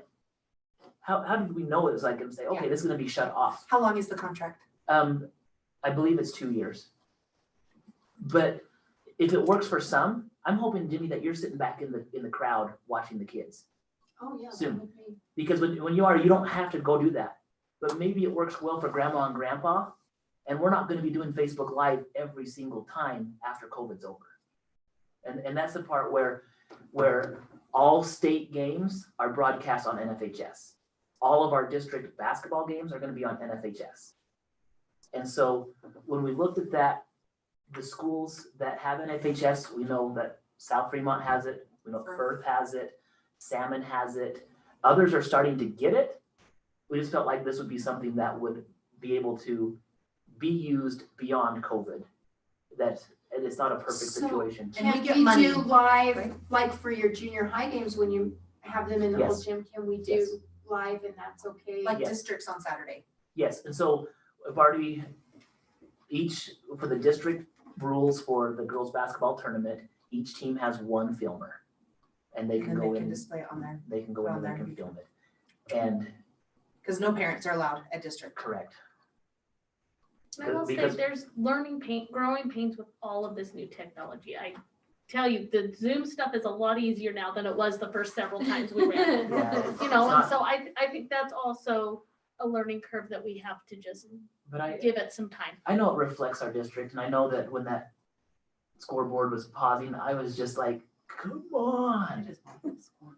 And so, Do they have a format that you can choose what's showing on the screen, or does it just, like when you call? They just automatic can you- cameras it's because just it's automatic- following the. It's following the ball, but is there a way to following have the motion. so a I bar have, in the bottom? so that you I'm can aware have? that I have my laptop in that monitors what's going on. So I knew before if you want, I can show you my cell phone text to their support. The JV game is just about ready to start. I need you to get this going now. And they didn't start updating it until halftime. And so it So is not what great response? it's been good. It's been like, it's been good.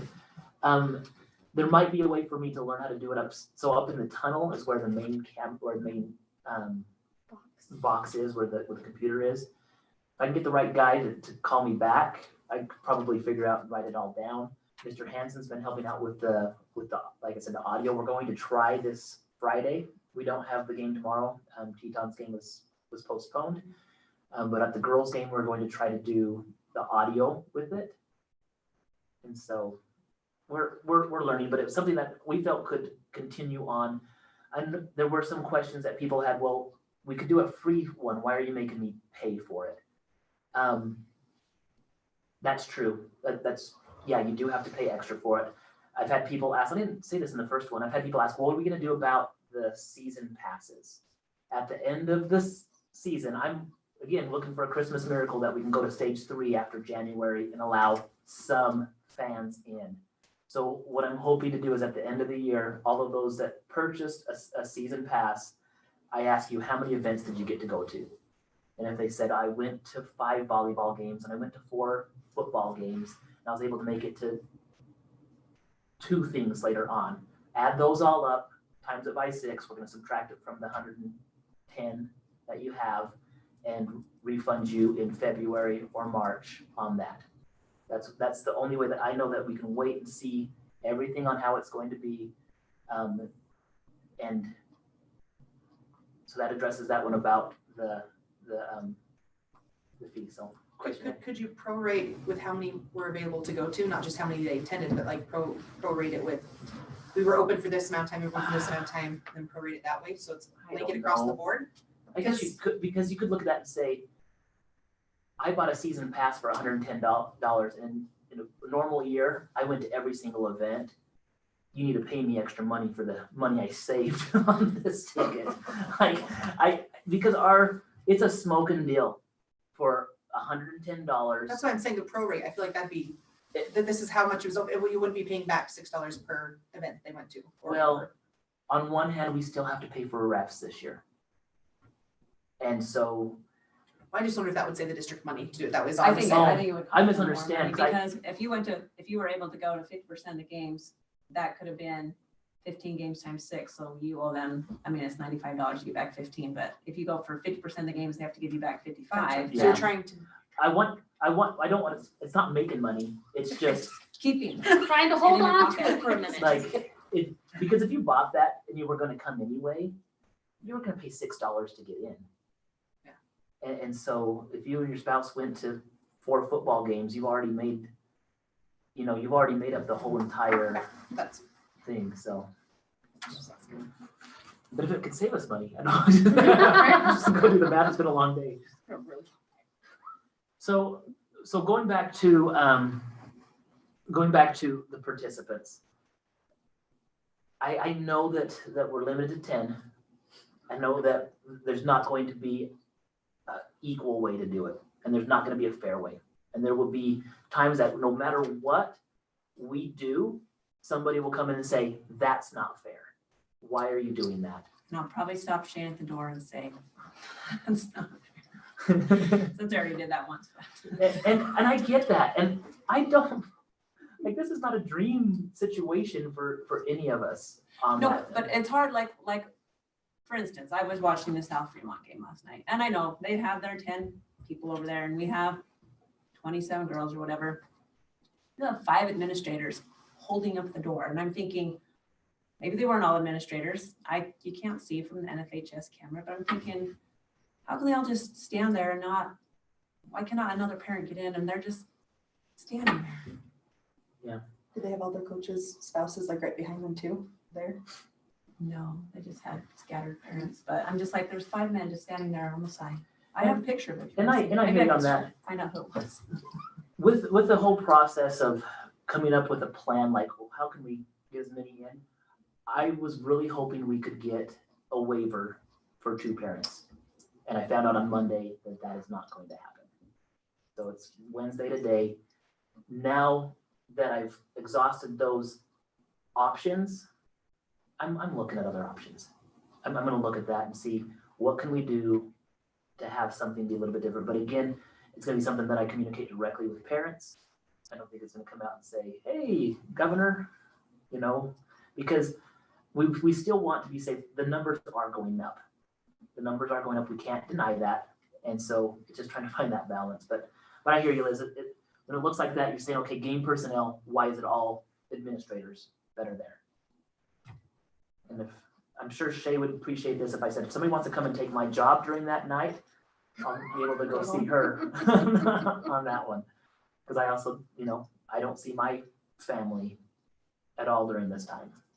So That's why I'm here. that's why she's like a Hey, date night. Hey, they had dinner together before the meeting, so. Romantic. But thanks, Liz. I like. Any other thoughts on this one? I know it's just frustrating. It really is. I just wish we knew of some way we could do something, because I feel like we're just like, oh, we gotta follow the rule, but how do you get to change the rule? I mean, I feel like there's like no option, no It process, just would be easier to accept the rule if it was the if same. it made sense. Yes, Well, and you if it know, was I the went same to town everywhere. today and I'm in Hobby Lobby and there were a lot more people in Hobby Lobby than. Yeah. And it just doesn't make sense. So I guess that's why it's frustrating, Yeah, especially for. exactly. And I don't disagree with that because so I that's- can't defend the logic. Right, Right. there's, I can't. But that's what we're dealt with on that. So. This morning we did talk a little bit about wrestling. Jenny, you've had more experience with wrestling matches. Mhm. Any thoughts on ways to maybe get, but 28 wrestlers right now. But What- you have JV, that's JV and varsity. You'll only fill the weights on varsity. So, because your JV matches will be sooner. So, Do they wrestle like on a dual? JV will go first, then Uh-huh. varsity? and then yes, varsity. Okay. yes, and so that, yeah, I'm thinking 12. So.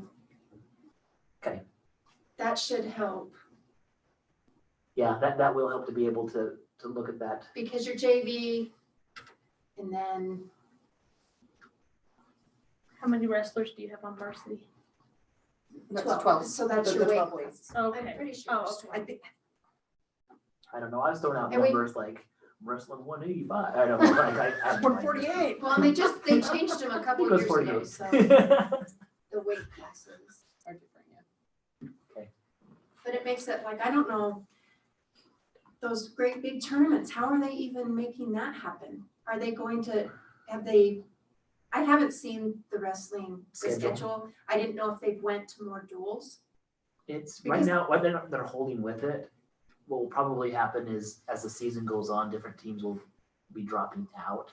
I know we've changed our schedule to go to some closer ones than some of the further ones that were original scheduled. I mean, because those are, just with the wrestlers, they're packed, there's no place to sit. That's, Yeah. I don't know how they can do that. Yeah, we'll see how it's. Good terms. I know. We'll see how it's gonna be. Well, thank you. I like that feedback, and that's what we had for 1.4. The last part of the meeting that we talked about this morning, just a survey, the calendar survey that I've shown in other board meetings and other PAW meetings about the option for a 4-day calendar, or the consideration for a 4-day calendar, and the preference to stay with the 2-week harvest break. We know that 63% of the parents that took this showed an interest in a 4-day calendar, How many parents were there? 259 responses. And could have been taken more than once. And it could have been, and we went in and looked, you might have, we went in, Mrs. DeGraw and I, and looked and said, okay, which ones look suspicious? Who came in here and they put that, because we get it, because I've had some people be a little snotty on this and say, oh, I'm taking this again, I'm like, I know, but I need to get as many as possible. We looked at that and there might have been 40 one way or another. So we looked at it probably would change it plus or minus 5.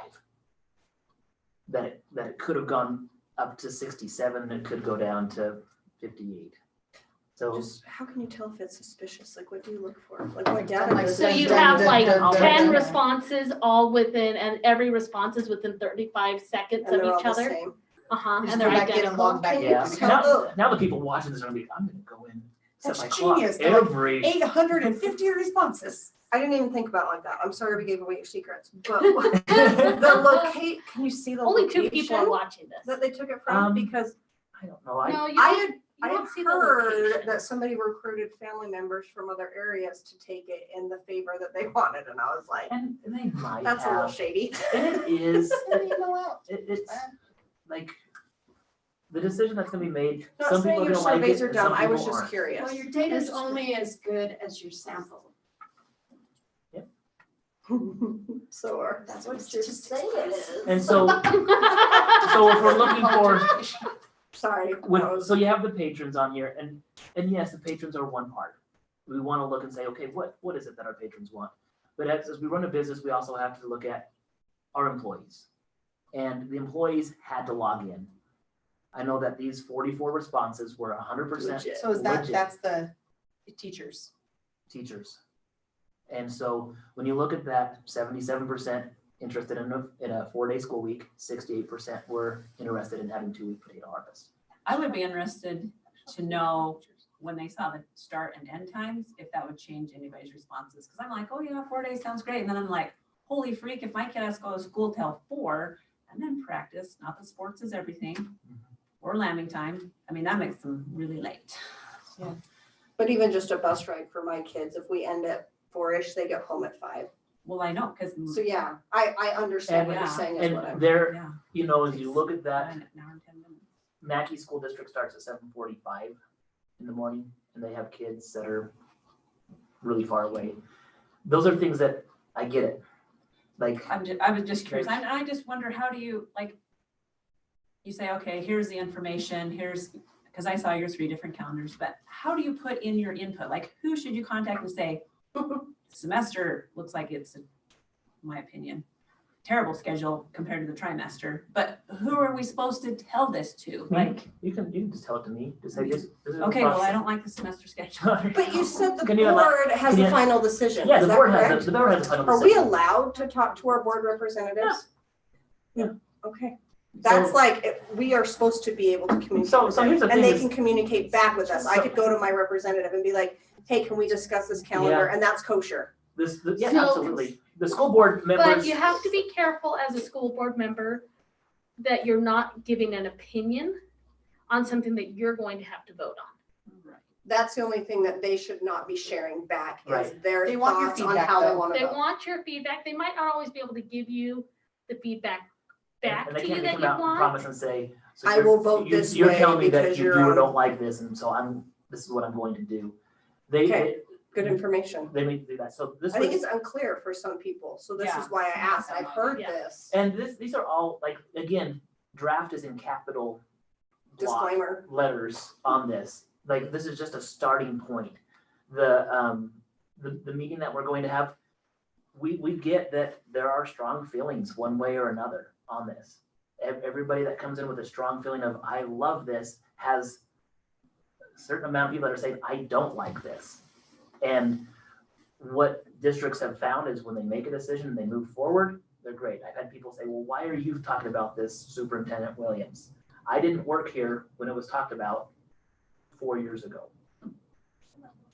And had to be 4, 5 years ago. I just remember arguing with Annette about it. And I don't think we need to argue, Why not? you know? And we were just discussing, it was friendly discussion And all over. then it just goes, you know, like, because for me personally, I'd be fine with either one.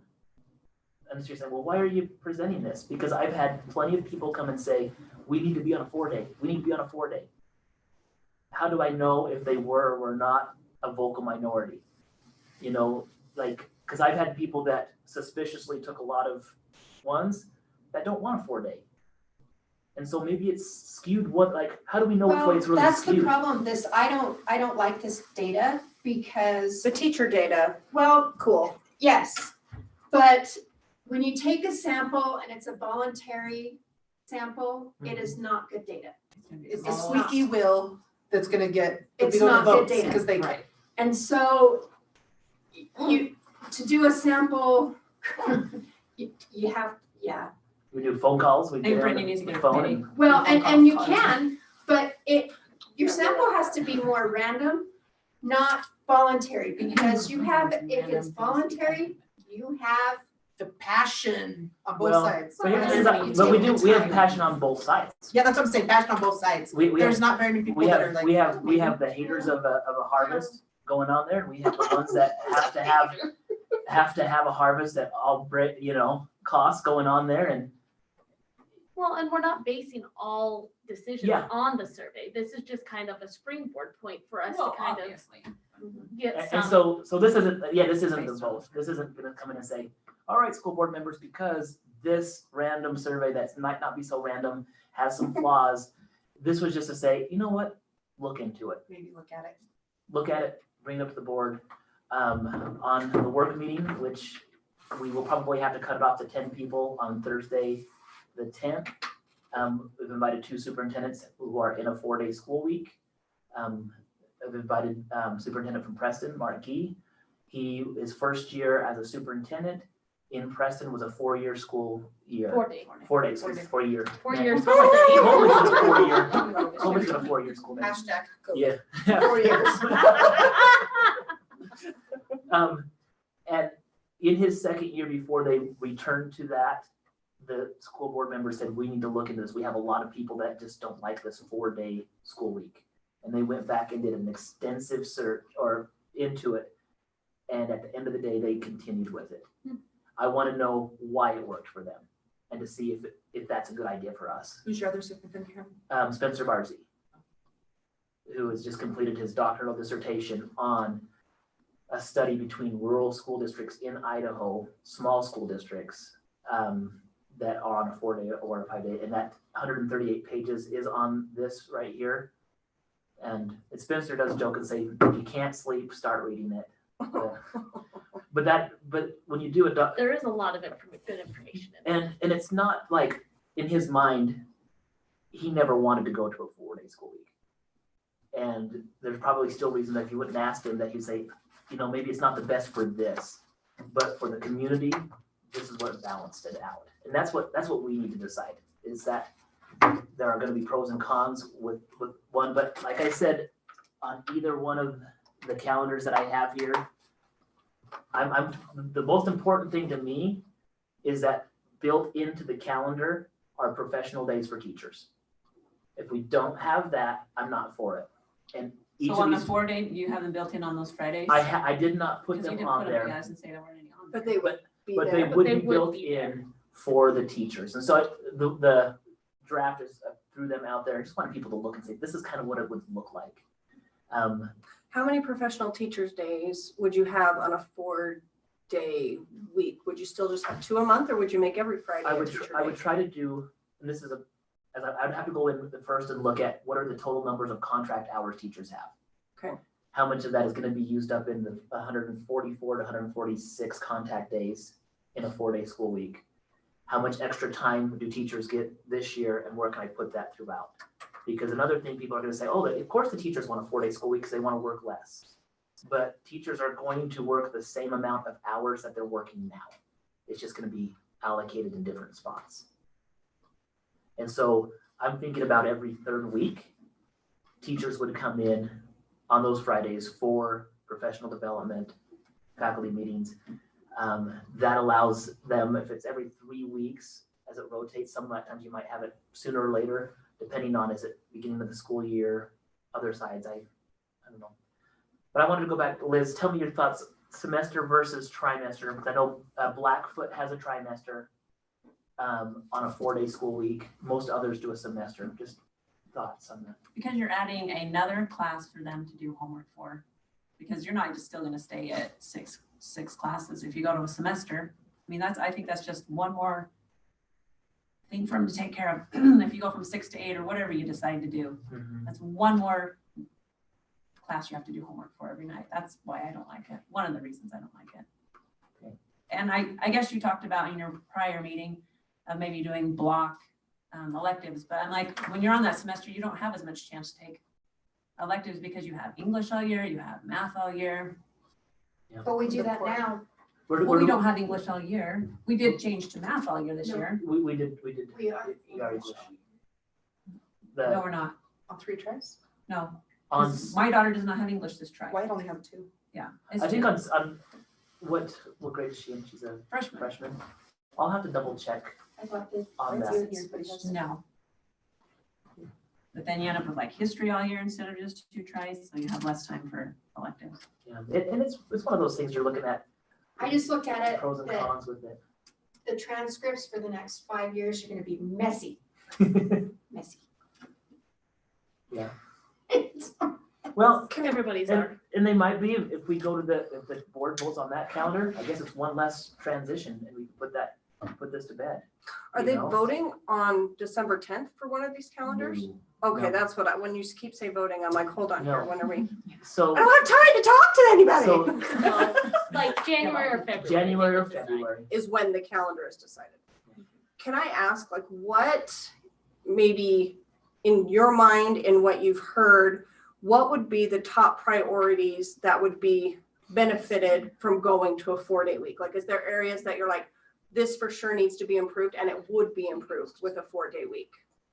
Early Do you on, have like top? early on with this, as I've looked at the study that Spencer has, and just talking with the other school districts, and I've attended a couple of different seminars at ISBA where they said 4-day school week, pros and cons. What do you have on it? When it comes, you can find studies both ways that say academics are better in a 5-day or academics are better in a 4-day. You have the pros and cons with that.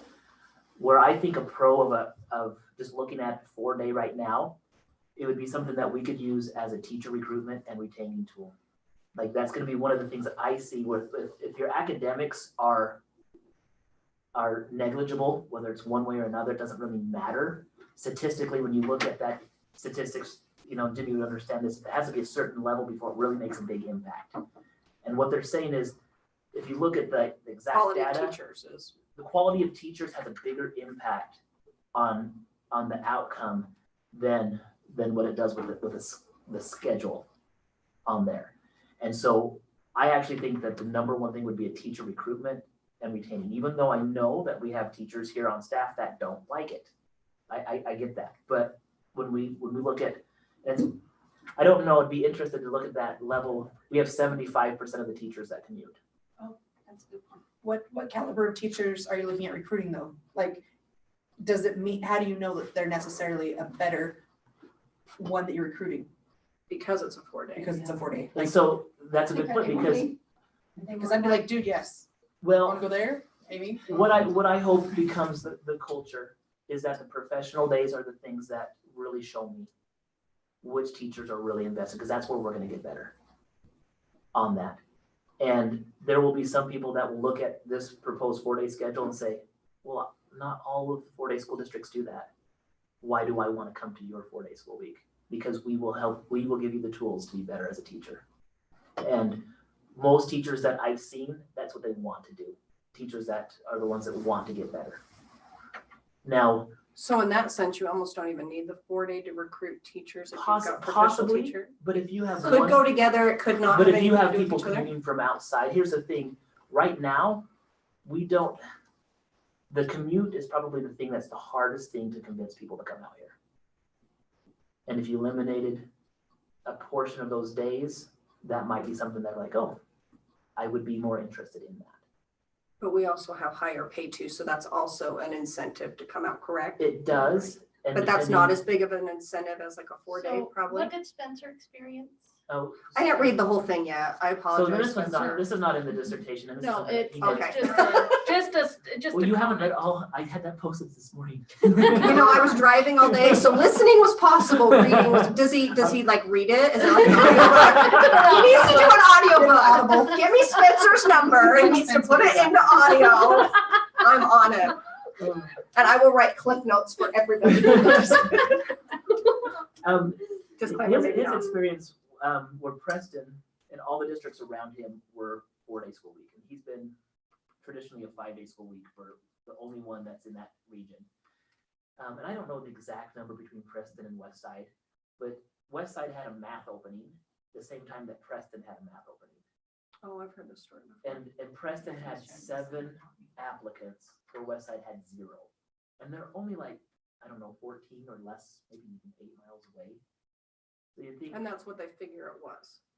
Or they know it was. that why else? And then you have his teachers, and this wouldn't affect us because we're not surrounded by everybody. Like if they're gonna go to a 4-day, like this would be more of we're trying to steal from other districts. But in that situation, they had teachers who are like, I can go work in a 4-day school week and make the exact same money. And so it's one of those things. I think that would be probably the number one, because you can't come in and say it's better or worse, because the research says it doesn't really matter. The things that are more important are can your teachers, are they trained? How's your RTI, your intervention programs, which I've talked about, our intervention programs, those things are in place. Those are the things that we need to keep our focus on. And the calendar one, I know, again, I hope it doesn't like. So a couple bring of out- reasons teachers would prefer a 4-day school week. One, they Other don't than have- not having to travel and not other than not having work to travel. days. But one, it gives them a day to take care of personal things and they don't have to take time off work. So if you have a doctor's appointment or a dentist appointment, if you schedule it on that day that you don't have school, So does the research show they take less personal days on a their 4-day week? attendance is better, students' attendance is better. I think the dissertation. Yeah, this It's is in there. all information I've gotten reading the dissertation. Okay. And I've heard sometimes that it improves initially, then after 4 or 5 years, Levels back. it levels back off. I'm saying, I've seen it both ways. I'm not. Well, gonna we've sit seen here it both ways. I guess that's why I'm asking is like, how is a decision made? Because if it is both ways, what is the point of us doing this for our district? How is this gonna make it better? Would be just my general. The better part, if you want to look at, I think it would give us a little bit more of an edge as we're competing with Madison, Wrigley, Bonneville, and Idaho Falls School District to possibly bring some people out. I think that would probably be the best one. The teachers, because I've talked with both teachers in our district, those that have opposed it and those that have had this experience before in the past. I've never been part of a 4-day school week, so I don't know.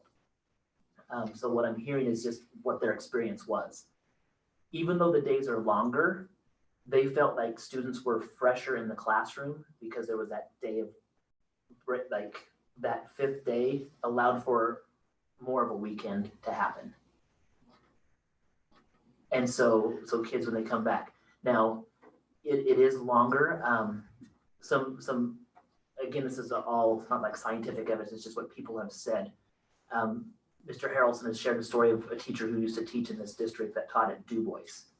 And she was adamant about the 4-day school week. But when she taught there, she's like, it was really a good thing. It wasn't the big scary thing that they thought it was. And so that's why I want to bring the two superintendents that have that experience, because I don't know. I don't want to sound like, oh, this is what we have to do. But these are all good questions. Annie? So where right now we have the five-day week, then 4-day week. Are the teachers getting more work done out of their students in those 4-day a week classes? Like, so teachers right now, because we have 5 days 1 week, 4 days 1 week. If you're saying that they get more done in a 4-day a week school because they get that day, my kids do like those weeks better. Like they look forward to the 4-day week. But are the teachers getting more work out of their students right now? So that's the process that we're Because we've in. been doing that. I think it depends on which teacher you talk to right now. You Because get what you're looking for. And then it's going to be one of those things on the approach that it takes to it. Those professional days, I've had teachers come up and say, this has been awesome. that happened at 2 professional days ago. I think I might have shared it in one of the meetings. It was Mr. Packer. He came in and said, we were able to meet as a science department, and this is the thing that we're going to do in each class. They wouldn't have had that opportunity on an early out Friday. But I'm wondering if the So- students are getting more done in that 4-day-a-week school. I Is it enough to have 2 Fridays off and 2 teacher Like the days? hybrid way that you have it now. Is that satisfactory Are to solve they some of those getting- things? I don't know. That's a good question. I don't know Because I know if that you're question saying that the teachers, they're more fresh and they're more, and mine are more spry Monday morning when they know it's only a 4-day-week, they are. But are they really getting more work and accomplishing more? So I in the guess where week that versus comes, Is, the 5? is more always Does that make better. is the you're teacher saying that- teaching more effective because of those days off? Is that what your question? Well, yeah, well, you said one of the reasons is they thought that their students were more engaged in those 4 Mhm. days. And if that's true, then are we getting the same, are we seeing that here, that in the 4 days? Are we learning as much in that 4 days as we are in that In the 5 5? days? Like, are they getting as much of the lesson not- plans done, or are they only doing 4 lesson I'm not plans sure. versus 5? That's where I'm not we We should should look into that. because if the teacher's like, yes, we're We getting as in you. everything done in this 5 days. Sorry.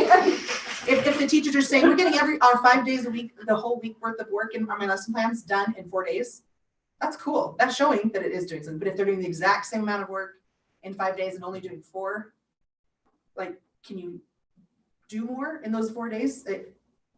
Yeah. They should test that out, see if Good it really question. does make it I think more. That's a serious productive. consideration. I'm not sure how we I don't know how you do that. measure that. I think we talk with our teachers. But like, when the teachers are doing their plans, they know what they're covering. Can they put in a little bit more on that C, where they can, if they can accomplish the same amount of work Yeah. in this versus this, if the kids are more attentive and more. And if they can or they can't, Are you doing a lesson and a 4th? Well, that's, Because how do you do a lesson and a 4th? and is it lesson on the 4th, or is it going back to priority standards, or the standards that are the most important? And that's the part where these two kind of cross over. So one way I guess you could look at that is, what are the experience of other school districts? So when they look at their test scores, you would think that if they weren't learning as much in a 4-day school week, their test scores would just completely be lower than a 5-day school week. And right now it's showing it's about the same. So so are they expecting more from their students in 4 days than we should be expecting more in 5 days? that'd be a good question to ask the superintendents that are doing it right now. I would think that Because we want to. maybe you can expect more. I would think that we would want to make sure that we are really hitting the power standards, the ones that are most important on our core subjects. Because it shows that if you do that, it doesn't really matter. That's one of the key things. If you do that really well, which I can't say that it's perfect right now, it's a process. If you do that really well, it would address that. So Jenny, you had a thought? Well, what's Westside's demographics in comparison to ours? Like, we have a high free and reduced lunch. We have, there's things like this that come into play. Yeah. You write that down. So we can ask. Yeah. I think Like they're 60 considered communities. rural And that would be similar something to that our if you have demographics. these types of questions, like, And his dissertation addresses that. It does. The It does. demographics? Yeah, it talks Could you about let us the know what free and page? reduced. Several pages. Oh, dang what, but these would 7 be for questions that 20. you have. I want to make sure that we're asking these questions while they're here, because those are the things that are going to help our board make the decision. Is We this his can't ask practice those first? questions because it's a It- open meeting. It is a work meeting. So you we can't ask questions at work meetings. But there's I've gonna come be to a limited work numbers meeting on the before. You can submit them to me, and I can get them to them. I just want to I like you a lot. This is the limited number of people in attendance meeting. Yeah, So if we ask over the live, can somebody be watching and be like, hey, there was a question here? and Yeah. yeah, Or we can figure out some sort of communication. Because this tool. morning on the Facebook live, it said you could comment and like, I did and nobody cared. And I liked and nobody cared. I deleted the comment later because then. I think I deleted the like later. Well, I may have taken that back. If I know- I was If I just know trying that I to need to interact. look for the chat, Have, then you'll be I can looking. be looking for it. That would be a beneficial thing in that Yes, meeting, I feel absolutely. like. Are there any superintendents that have done it that do not like it? I don't know. The I would like research shows that to if they've search gone out to a those. 4-day school week, very, very few. Well, I would like to Ever talk go to the back ones to that 5. don't, that Well, like, Shelley went to it once I've and then taken went back. stats and. Why did that happen? Do you remember? That's Chad. It's in the dissertation. on Shelley's. It is. Great. You can't say that about every question. Okay, look how Okay, long it just is. kidding. This is Okay. double-sided. And Shelley is back to it. They went back to 4 after they went to 5 again. And so When they the, change Super Bowl, right? the demographic question, Crap the- stuff. yeah, Demographics. another one where Blackfoot's student demographics, they're on a 4-day school week as well. And I would bet that they have a higher free and reduced than what we do. And so that's something that I can reach out to their superintendent and say, what were your? Well, I know like Aberdeen does. Are they on 4? Aberdeen, I don't think Aberdeen I think is. they're 5, aren't they? Aberdeen's on a 5. American Falls is considering going to a 4. And I think that in that area, but you look at Marsh Valley, Malad, Grace, Bancroft, Soda Springs, Bear Lake, Westside, Malad. Mrs. DeGraw, is there a section that talks about the impact of a 4-day week on the special education I was just department? gonna tell you. I am not You read the sure. I page? What only- page is it, Annie? Just kidding. So I have a friend whose kids go to Chalice Uh-huh. that, they do have sped kids. And she actually loves it. Cause that was one of my biggest concerns, is the sped department. Because I think they're left behind a lot. They're shoved in the closets a lot. Well, there are a lot of times that we talk about the demographics, the free and reduced, half of the community is this. How- We have a large amount of sped kids, I think. How it affects them. So what was her The- experience? The younger ones struggled, but they struggled every Monday when they came back. The older ones did great. Like But so I think we I have feel like with struggles on just- Monday anyway I with think STEM that's kids. just, I don't have any struggles on Monday. Mondays are my fave. Better than Wednesdays. You know, This Wednesday. today's Wednesday. Yeah. Here's a thought. We could make Monday the not school day and. Here's a thought with Is that unheard Students of? on- Would that be stupid? students No, that does happen. on what's that? Doesn't necessarily have to be a Friday. It doesn't have to be a Friday, no. Oh, for days that they take off. Yeah. I've heard some But that the did Monday. proponents in this area want Friday. Yeah. I know, I'm just saying. Just I like throwing to it go out against there. the grain. And Friday would also work better though with fall sports, with football. Yeah. That's the other It thing. worked with football, 7 games. So. Can we try to put some more games on Fridays? I mean, if we're gonna change it. Have you talked to, sorry. So Liz, I like that comment though. Maybe we could. Every game on I know Friday? volleyball is always Tuesday, Thursday, and I'm like, Why couldn't we do a Friday volleyball game before? I don't know that question, and I think that's something that we could look into. I don't know. That's Especially like if we were everyone playing I know. Salmon or Firth or those. schools This that year are busing was a already- huge issue. Busing was an issue, and going back to the question, how would it benefit the district? It's one less day where we might have to struggle on trying to find drivers. Like I know that's probably. Because they don't have to drive the regular routes, so they could drive the other routes and it would work better. But is that gonna affect the bus drivers that will stay if they are losing money for Um, hours and stuff? I need to look at each individual and see where they're at on the exact amount of hours. Because I know that, I asked Spencer that, as a consideration. I can't promise that everybody was going to maintain, because still we have to look and say, what is the need of the individual while they're here? But the comment there was, is most people preferred to have the freedom of the day off compared to the money that they would make. And I know that can't be for everybody, because I'm sure that there'll be Like for some people. classified employees, like that's, I'm wondering what they They count would classified. lose a day of work. But they would When you say extend classified, those are the hourly, parent. Title, Yes, para, lunch.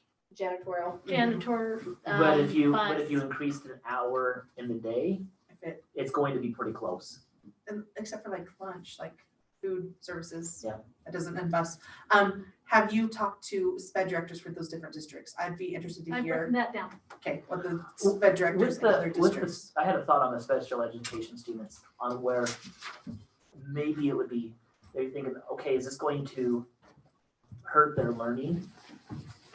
No, I'm not, skip that. But when you look at it though, students who struggle, it's gotta be painful to come every single day and be reminded of how hard it is to be in class every single day.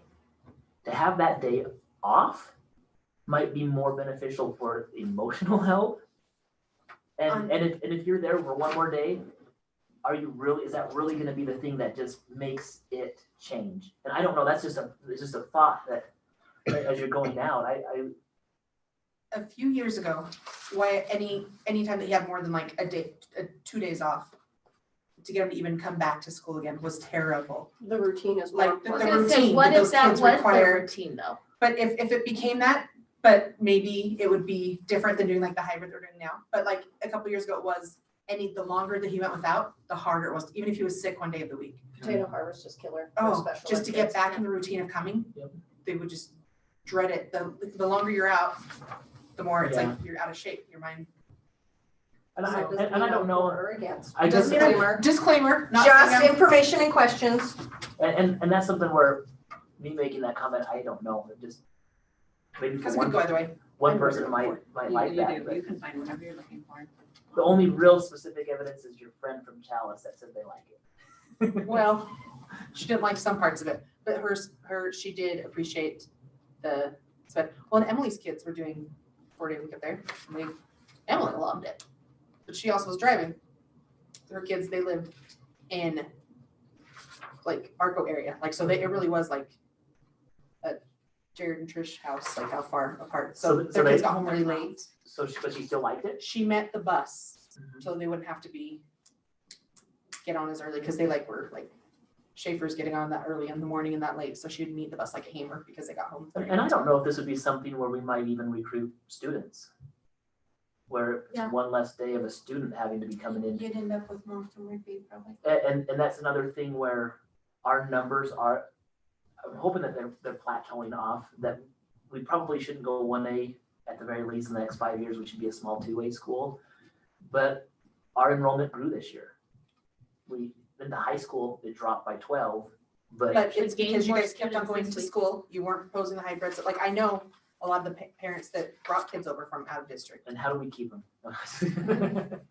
4-day a week. I don't know. Again, you Okay, know, I don't want to be shot for this comment, but disclaimer. Disclaimer. After I got in the car, remember? Yeah, we don't already keep guns discussed in where the guns school are ever. The longer days probably is my biggest concern, just because of where we live, and the busing is long for us. If we do have activities after school, it makes it harder. The one day off may or may not offset the longer days. But my thought, this is the non-shooting part. If we limited potato harvest less time, would those hours, not having that week off, make it so we could have a shorter day? Just an idea. You would probably get shot for that comment. I know, that's why I'm saying, if but it's this is just my concern of a longer day, how trying to get information and come up with, like I say, and that doesn't mean it has to happen. This is just discussion. I just wanted some more information. Yeah. Would that impact? I'm still not for or against Can you anything. write that down about the longer Sweden. day. Sweden, right here. Switzerland? Switzerland, that's what it is. See, it's been a long day for me. Well, 2 meetings in one day is a and lot. one thing is that the schools that have gone to 4-day school weeks are the rural schools. They're facing that same issue that we are because our districts are far spaced out. That's That where doesn't the make me gym was less coming concerned. handy, because we couldn't have early morning practices early, so we had that new gym at the science. Because early morning practice is terrible in junior And high. I understand there's all this other schools that have done it. I'm concerned about our school. Gathering information from other schools, I feel like is great. I'm in this school with children. My concern is the long day. Can you just give me some information on? Yeah. Is there any way to make it shorter? If not, that's the answer, that's fine. Yeah. I just wanted to look and have an idea I of can- if we do this. I can crunch those numbers and see what it would look like. Or start You know, sooner but or again- go later. If you're looking at, I just want information, that's all. I can give I the just don't think different you can go options. to a 4-day and get rid of purpose in the same. Well, also in that, I don't know where we implemented mastery learning this year, and knowing where we've had some 4-day weeks and different, is this next year, the year to implement a 4-day? Do we know where we're at on the mastery to even know, we can just knock off days next year and push it into 4 days? I'm curious about that too, if we have enough information academically for our district, not who's doing what in other places with our kids. Is this a good time to change? Do we give it another year before You we know, present if it you again? look at some of the change that's been pushed on us, I'm just gonna say April and May. That just hit the catalyst on that. Like when when April hit and all of a sudden we're going, what do we do? What are the most important things to teach the kids right now?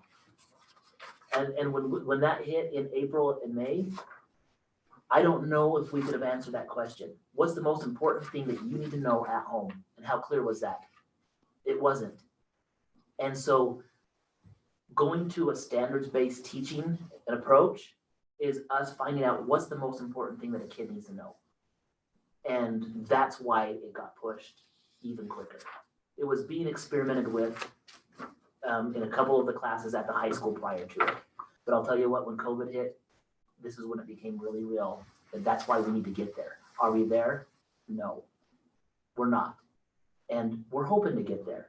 But I don't know if whether it's a 4-day school week or a 5-day school week changes the process on that. Some teachers are a little further along than others. Some subjects lend itself better to it than others. Going back to the LMS, I'm hoping to find an LMS, honestly, that has a mixture of it. We're not 100% dedicated to be a complete mastery school. To say if some lend to it, why don't we change those that lend to it, mastery based, and not change the others? And that's a great suggestion. There can be that flexibility. And that's where I've looked at some of the LMSs and the options. Some of them give a point based, some of them give a mastery based. And as I've been looking at all of that, like where's our crunch, where's our communication? But really, COVID in April and May is the part that said, you're not ready.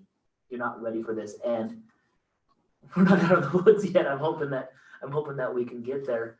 I'm hoping we get to the school year. But That's why more changes is a little like, but is this the time? those type of change to me doesn't, I don't know if that really makes a big impact. Or does the change lend to the process? That's the question. Because by going to a 4-day, if that's what the board decides, does that allow them to say, no, we really have to be really clear on this is what we are teaching. But if we have an LMS that allows us to have a blend to say, okay, here are some assignments that can be followed under the traditional model. Here are the real basic things that have to be on the standards. Is there a way to report that? On one of the LMSs that I looked at, it gave that flexibility, which we didn't have right now. And so, great questions. These are really great questions. So, I need to drive to town more often so I can get that inspiration. I love the drive. So, okay. Well, this is all I had tonight. Other thoughts while we're here on this? This has been super productive. Thank you guys for coming. I do have one more thing. You're not out of the woods yet. I'm Did I hear sorry. an O? You've got a list too? No, just one. Okay, just one thing. In the last PAW meeting, there were things that were discussed and maybe there weren't actual answers to at the time. Mhm. And in particular, we were discussing the lunch program. Right. And we asked about what the regulations were because I think the impression was that we all hated the lunch program, which no, I think it's great, but there are some parts that if we found out more about the program, how can we help? How can we just make this better? Because no, we don't want to just throw it out. Right. So in response, I think you said that you could ask Lisa for the regulations and go that way. And so I think on PAW meetings in the future, if we can have a section on your agenda for follow-ups to previous PAW meetings, like, hey, I asked this question of you, you said you'd get me information. Next month at the beginning of the PAW meeting, will you answer the questions and that I asked? can have the different things. So as And you're you're talking always about that, welcome to email me those questions to make sure that they're on the agenda.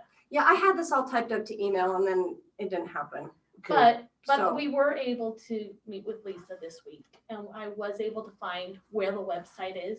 I sent that to Mindy today, but I can also email it to you. if you would Okay, like. yeah, that would be great. Like I say, that was just a lot of us here. There was, 4 or 5 of us here that day. We all had questions on it and wanted to Mhm. discuss it. So So I I think could even add it to this agenda. anytime having a follow-up from like, hey, I told you I'd Either get way. this information from last time. Here's the information. So then you don't necessarily have to track us all down and email all of us. If we want the answers to our questions, we come to the next PAW meeting and get, because then you've had time to research, you're not blindsided. Because that's As- never my intent too, to be like, hey, Shane, let's try and make you look stupid. Like, especially that's right not on YouTube Live. Let's just right. Yeah. Like, let's put it out there. But like I say, I would just like that added to PAW meetings that, hey, here's the follow-up from last time. I didn't have answers to your questions then. I looked because I care about your question and I found your answer. So if you could share that out, Mrs. DeGraw, one I'll thing, add it to this agenda. I'll add a section at the bottom, follow-up, and I'll add that link to where all the regulations are. There's a lot. Like, Yeah. there are so many things to read on. Well, this I've got a stuff. dissertation to read now and something, you know, more. and I that's don't fine. want to drive you bonkers with anything when it comes to a federal program like the lunch. So going back, let's just do a little bit of history lesson. The regulations were a certain way from 2000 to 2008. When a different president came in from 2008 to 2016, the regulations changed. When a new president came in from 2016 to 2020, they changed. So they get updated, which policies get updated. And they're usually like when you look at, if you've ever gone in and read like code on any federal program, it is just, so what you'll have is the most updated thing from their website, but it will change, and it's going to change probably Probably with the starting next in president. January Okay, 21st-ish. well, that's fine. At least there's an answer and there's information, Yep. not just, I asked a question and it went nowhere. Perfect. Liz, did you say yes?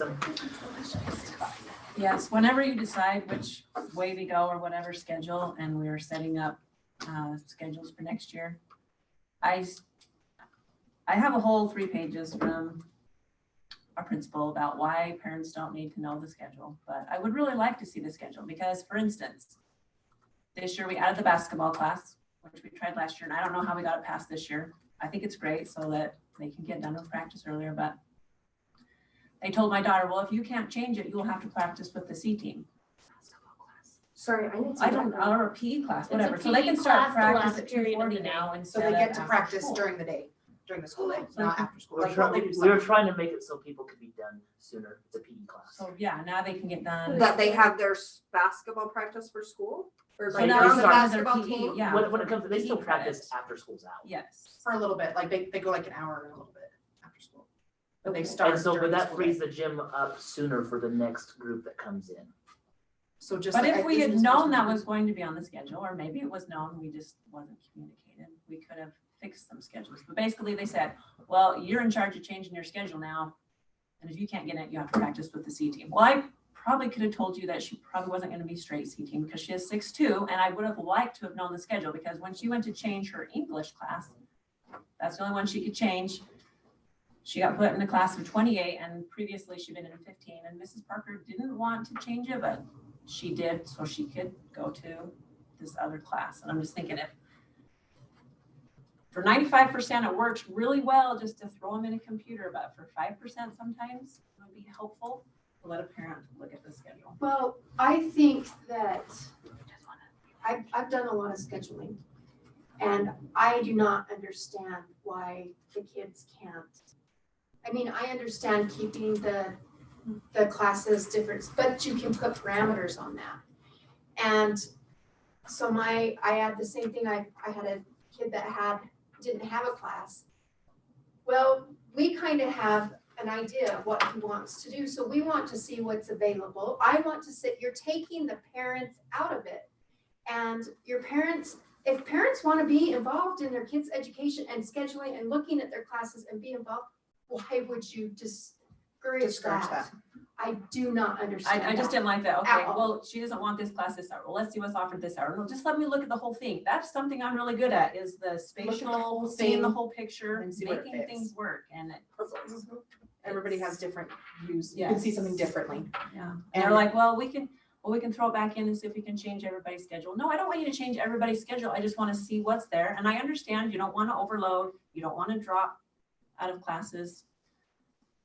But I just It didn't can appreciate be it. set so that doesn't happen, so I don't understand at all. Anyway, I don't know. I just didn't like it. I'm with you. And and you got a letter of why it's like that? Is there a letter of why? Well, from Ed Leo, I have one from Three-page Mr. letter? McDonald. I don't know. It could be Just not that long, long, but on Ed Leo it looks long because it's Oh. a small screen. So. But that's quite the response.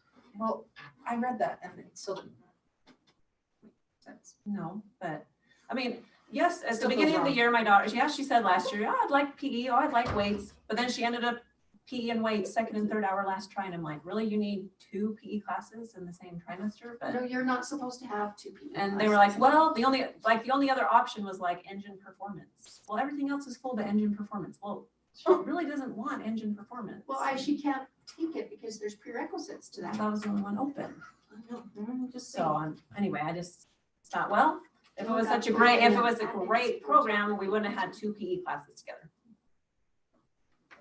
And I get you have to support your administration. Yeah, I know. Well, thank you for coming. I need further clarification. Okay, go ahead. So it's a PE class. I have no Last hour. idea. Okay. That's me. Who knows? We don't know. No, I didn't know. I just showed, was like, I had practice during school and I said, how did you do that? I didn't hear that was. There's a allowed." PE And I said, class that's great. 'cause that I'm they from can last year. take, that they go to the PE class, and if they're on a sports team, they can then practice that sport with their team, or? Yeah. That's correct. I tried to do that. Is there one every trimester? Is it only varsity? So when- Some JVs. This is like kind of cool, because I went to Madison, and when I ran track, it was a class. yeah, and that's what Our we're doing. practice was our last hour. And that's what we're doing. See, I didn't know this. Yeah, I But think just that- for I think it's basketball. They great. didn't do it for football. They didn't do it for volleyball.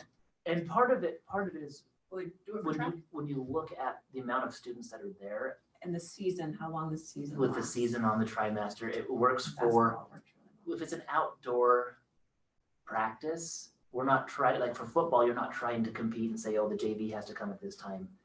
When we're sharing gyms and you have 3 teams from each team trying to get in, by starting early, we're gonna. This was the idea of The saving gym idea, time. so, but it's similar to like what you did at Madison. It's exactly the same thing. Is it something that could be explored in the future? Absolutely. But right now, Anchor day. this is what they're looking at. Are they required to take PE classes throughout high school? Yeah. How many? I don't know. One. They're And they only required actually to take finally one. passed it that year. But they can Sport take counts. however many they And want they're, if it Right, fits and in they're their official ones are schedule. just Right. electives. So if it turns into, there's a 5th hour PE class, and those playing sports can go practice during that time. Right. Will you, like, it could maybe be for all sports? So like, if you went to a semester, this is just a The thought, if only you went to. difference is. I know it doesn't Semester. quite line like, up. you look at the number of participants. So if you had track and there were 60 kids taking track, I know that's a huge number. Print that out. I don't know if you can do that. And so Because that's too many. it's too many.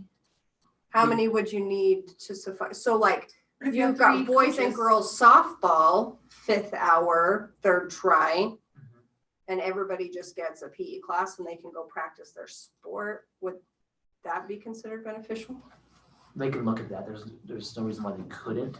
It Who just looks at works. that? When you say they The could look at that, was this a board decision, a principal decision? Counselors and Counselors and principal, not a Shane decision? No. Okay. I just need to know who I need to talk to. So if we did go to semester, you wouldn't have that option anymore. For basketball. unless there was a block Unless you option, did blocks for, which I don't know electives. if that's even a possibility. So Because that's, it is handy with the gyms. Well, But and the a gym longer- space with 4-day-a-week school, you don't need a new gym now, sorry. Because you just solved the problem doing it during the day. You don't need a gym now. It's not an but extra not long for day if they junior can high practice gyms. during last hour and they don't have to stay for an hour and a half after school. Change it for junior high, then we're in the blue gym. it's a little blue gym. You get the blue gym. Dunk the ball. How much would it cost to make this gym or Hamer be an athletic gym? It wouldn't be worth it because the walls Aren't aren't designed to- for it. So the structure does not allow for it. Oh, need so a you new can't building. put a basket up. No, Okay, because I asked that years ago to like Our when you wall. look at these walls here, they don't superintendent and he would never do that. they don't support it. Okay. Can you do like the ones like they have at Rigby High School? Rigby High School has like their intramural gyms upstairs that are full athletic court they practice on. They're portable ones that are only in there for certain parts of the year. Yeah, they have an upstairs, downstairs, and then 2 other gyms right next to the main gym. Yeah. But they're full athletic gyms that they And that's turn just, into other things. and that's during just the their season. high school. Well, that's the old high school. Oh, that's the old high school? Old high school has Yeah. that. the old And they're high school. portable ones that they can take out. Couldn't you do something like that in there? That You could, but then you have to look at where you're gonna store it. I was looking at those In the just chapel? last week. Well, plus when you move them like that, it scratches your floor. There's a lot of things. There I was are looking at basketball hoops the other day too. I was like, could this one work? But as we looked at it. All right. Can I end this? Yep. We're gonna go ahead and thank you so much for watching. Thank you for coming. Everybody have a great night.